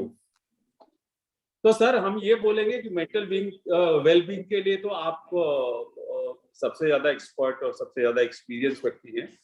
तो अब नेक्स्ट सेशन जब भी हो तो मेंटल वेलबींग पर भी बहुत ज्यादा काम करने की आवश्यकता है, क्योंकि उसका डायरेक्ट रिलेशन है आपके बॉडी के कॉम्पोजिशन से। जी देखिए, ये तो हम जानते ही हैं, गौतम बुद्ध का ये फेमस कोट भी है कि एक स्वस्थ शरीर में ही स्वस्थ मस्तिष्क रह सकता है, या आप इसको दूसरे वे में भी समझ सकते हैं कि if your mind is healthy then your body can be healthy, and if your body is healthy then your mind can be healthy. So ये दोनों इंटर रिलेटेड हैं। आपका दिमाग चाहे कितना ही स्वस्थ क्यों ना हो, कितना ही अच्छे विचारों के साथ ना हो, अगर शरीर आपका दुखी है, आपको बुखार है, तो आपके मन में नेगेटिविटी आने ही वाली है। और अगर आपका दिमाग हेल्दी है और शरीर दोनों हेल्दी हैं तो एक दूसरे को कॉम्प्लीमेंट करते हैं, और the moment they start complimenting each other, तो फिर कहीं थोड़ा बहुत कम भी ज्यादा हो, फॉर एग्जांपल दिमाग खूबसूरती से काम कर रहा है, अच्छे विचार हैं उसके अंदर, लेकिन शरीर थोड़ा डाउन कर रहा है, तो दिमाग उसको खुद ब खुद रिपेयर कर लेगा। इसी तरीके से अगर शरीर स्वस्थ है, अच्छा खा रहे हैं, अच्छा पी रहे हैं, अच्छे लाइफस्टाइल को फॉलो कर रहे हैं, तो दिमाग ऑटोमेटिकली अच्छा फील करने लगता है। क्यों? क्योंकि दिमाग दो तरीके से वर्क करता है, एक जो उसको अच्छे थॉट्स मिलते हैं एज अ फूड, दूसरा क्योंकि बॉडी के साथ ब्रेन कनेक्टेड है, तो अगर बॉडी में अच्छे हार्मोन्स, एंडोर्फिन्स, जिन्हें डोपामीन, सेरोटोनिन या हैप्पी हार्मोन्स के नाम से जाना जाता है, वो अच्छे फूड और अच्छी एक्सरसाइज से निकलते हैं आपकी बॉडी में, तो वो आपके लिए ड्रग का काम करते हैं। अगर आप किसी साइकियाट्रिस्ट के पास जाते हैं, वो आपको यही तो ड्रग्स देते हैं, बेशक आप कितना भी घटिया क्यों ना सोच रहे हो, कितने भी डिप्रेशन में क्यों ना हो, अगर आप उनको ये ड्रग्स आपको दी जाती हैं तो आप अच्छा फील करते हैं, but that is artificial means. But if you are providing the same naturally by healthy diet, by healthy exercise, तो वो endorphins अवश्य रिलीज होंगे ही होंगे without fail, and they are going to help you. जी Amita ma'am, mic on करिए Amita ma'am. Sir मैंने यही conclusion निकाला है कि मेरा वाटर इनटेक बहुत कम है और मेरी इच्छा ही नहीं करती पानी पीने की, तो कैसे पीऊं पानी? मैडम मेरी भी इच्छा नहीं करती कि रोज सुबह 4 बजे उठूं और 5 बजे यहाँ पे आ जाऊं। इच्छा जो है ना, इच्छा जो होती है वो तो कमजोर लोगों का एक दिया गया शब्द है। आप क्या समझती हैं, मोदी जी की इच्छा करती होगी कि हर रोज अपना रातों रात काम करते रहें? चलिए मोदी जी तो कंट्रोवर्शियल फिगर हो गए यहाँ पे। आप क्या सोचती होंगी कि जो ये, हाँ यहाँ पर मैं हमेशा एक ही एग्जाम्पल देता हूँ, बार फोन उठाए उतनी बार पानी पिए। नहीं, यहाँ पे बात इच्छा की नहीं है, बात ये है, देखिए जीवन में आप सभी जानते ही हैं और हम सबने किया भी है। नहीं इच्छा नहीं, जैसे हमारा माइंड कहता है कि चाय पी लो, ये खा लो, ये क्यों नहीं कहता कि पानी पी लो? माइंड तो, चाय माइंड की जरूरत नहीं है, चाय शरीर की जरूरत है। तो शरीर भी बोलता है जब आप पानी मत पीजिए, ऐसा नहीं है कि आप पूरे दिन नहीं पियोगी, लेकिन जब उसकी सिर्फ प्यास अगर बुझ जाती है तो आप उसको खत्म कर देते हैं। लेकिन शरीर सिर्फ प्यास के लिए शरीर पानी नहीं मांग रहा है, उसको अपनी बॉडी के अंदर जो आपको स्किन है, स्किन भी ड्राई हो जाती है तो स्किन को भी पानी चाहिए। लेकिन वो शरीर देख के पता चलेगा ना आपको, लेकिन आप उसको तो नजरअंदाज कर रहे हैं। आप सिर्फ प्यास के लिए पानी पी रहे हैं, लेकिन शरीर के लिए पानी भी तो पीना है। अब फॉर एग्जाम्पल कुछ लोग खाना खाने के दौरान पानी पीते रहते हैं, जबकि खाना खाने के बाद आपको एक गैप बनाना है, क्योंकि अगर आपने खाना खाने के दौरान पानी पिया है तो जो HCl आपकी बॉडी में खाने को पचाने के लिए बना है, जिसकी pH वैल्यू 1 से 2 हाईली एसिडिक है, जो तेजाब की तरह है, वो तो डाइल्यूट हो जाएगा। लेकिन आप पानी पी लेते हैं अपनी क्रेविंग के चलते। तो पानी की जरूरत शरीर की सिर्फ प्यास नहीं है, पानी की जरूरत शरीर में खाना पचाने के लिए भी है, क्योंकि वो उसको सेमी सॉलिड बनाएगा, नहीं तो कैसे पचेगा खाना। अगर आप पत्थर अपने पेट में डाल देंगे आप, तो वो पचेगा ही नहीं ढंग से। उसको शरीर को पानी की जरूरत है। आपने मिक्सी का अपनी किचन में सभी में इस्तेमाल किया है। आप चटनी बनाते हैं ना पानी डाल के, क्या आप बिना पानी डाले चटनी बना सकते हो? लेकिन आप पेट में वैसे ही चटनी बनाने का प्रयास कर रहे हो। और हम सब कबूतर नहीं है जो भूखा रहने पे पत्थर खा खा के उसको चबाता रहता है।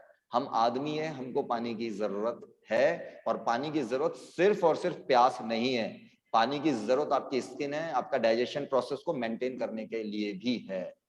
और आपका यूरिन कलर उस बात का इंडिकेशन है। आपको किसी लाल पैथोलॉजी में जाने की जरूरत नहीं है।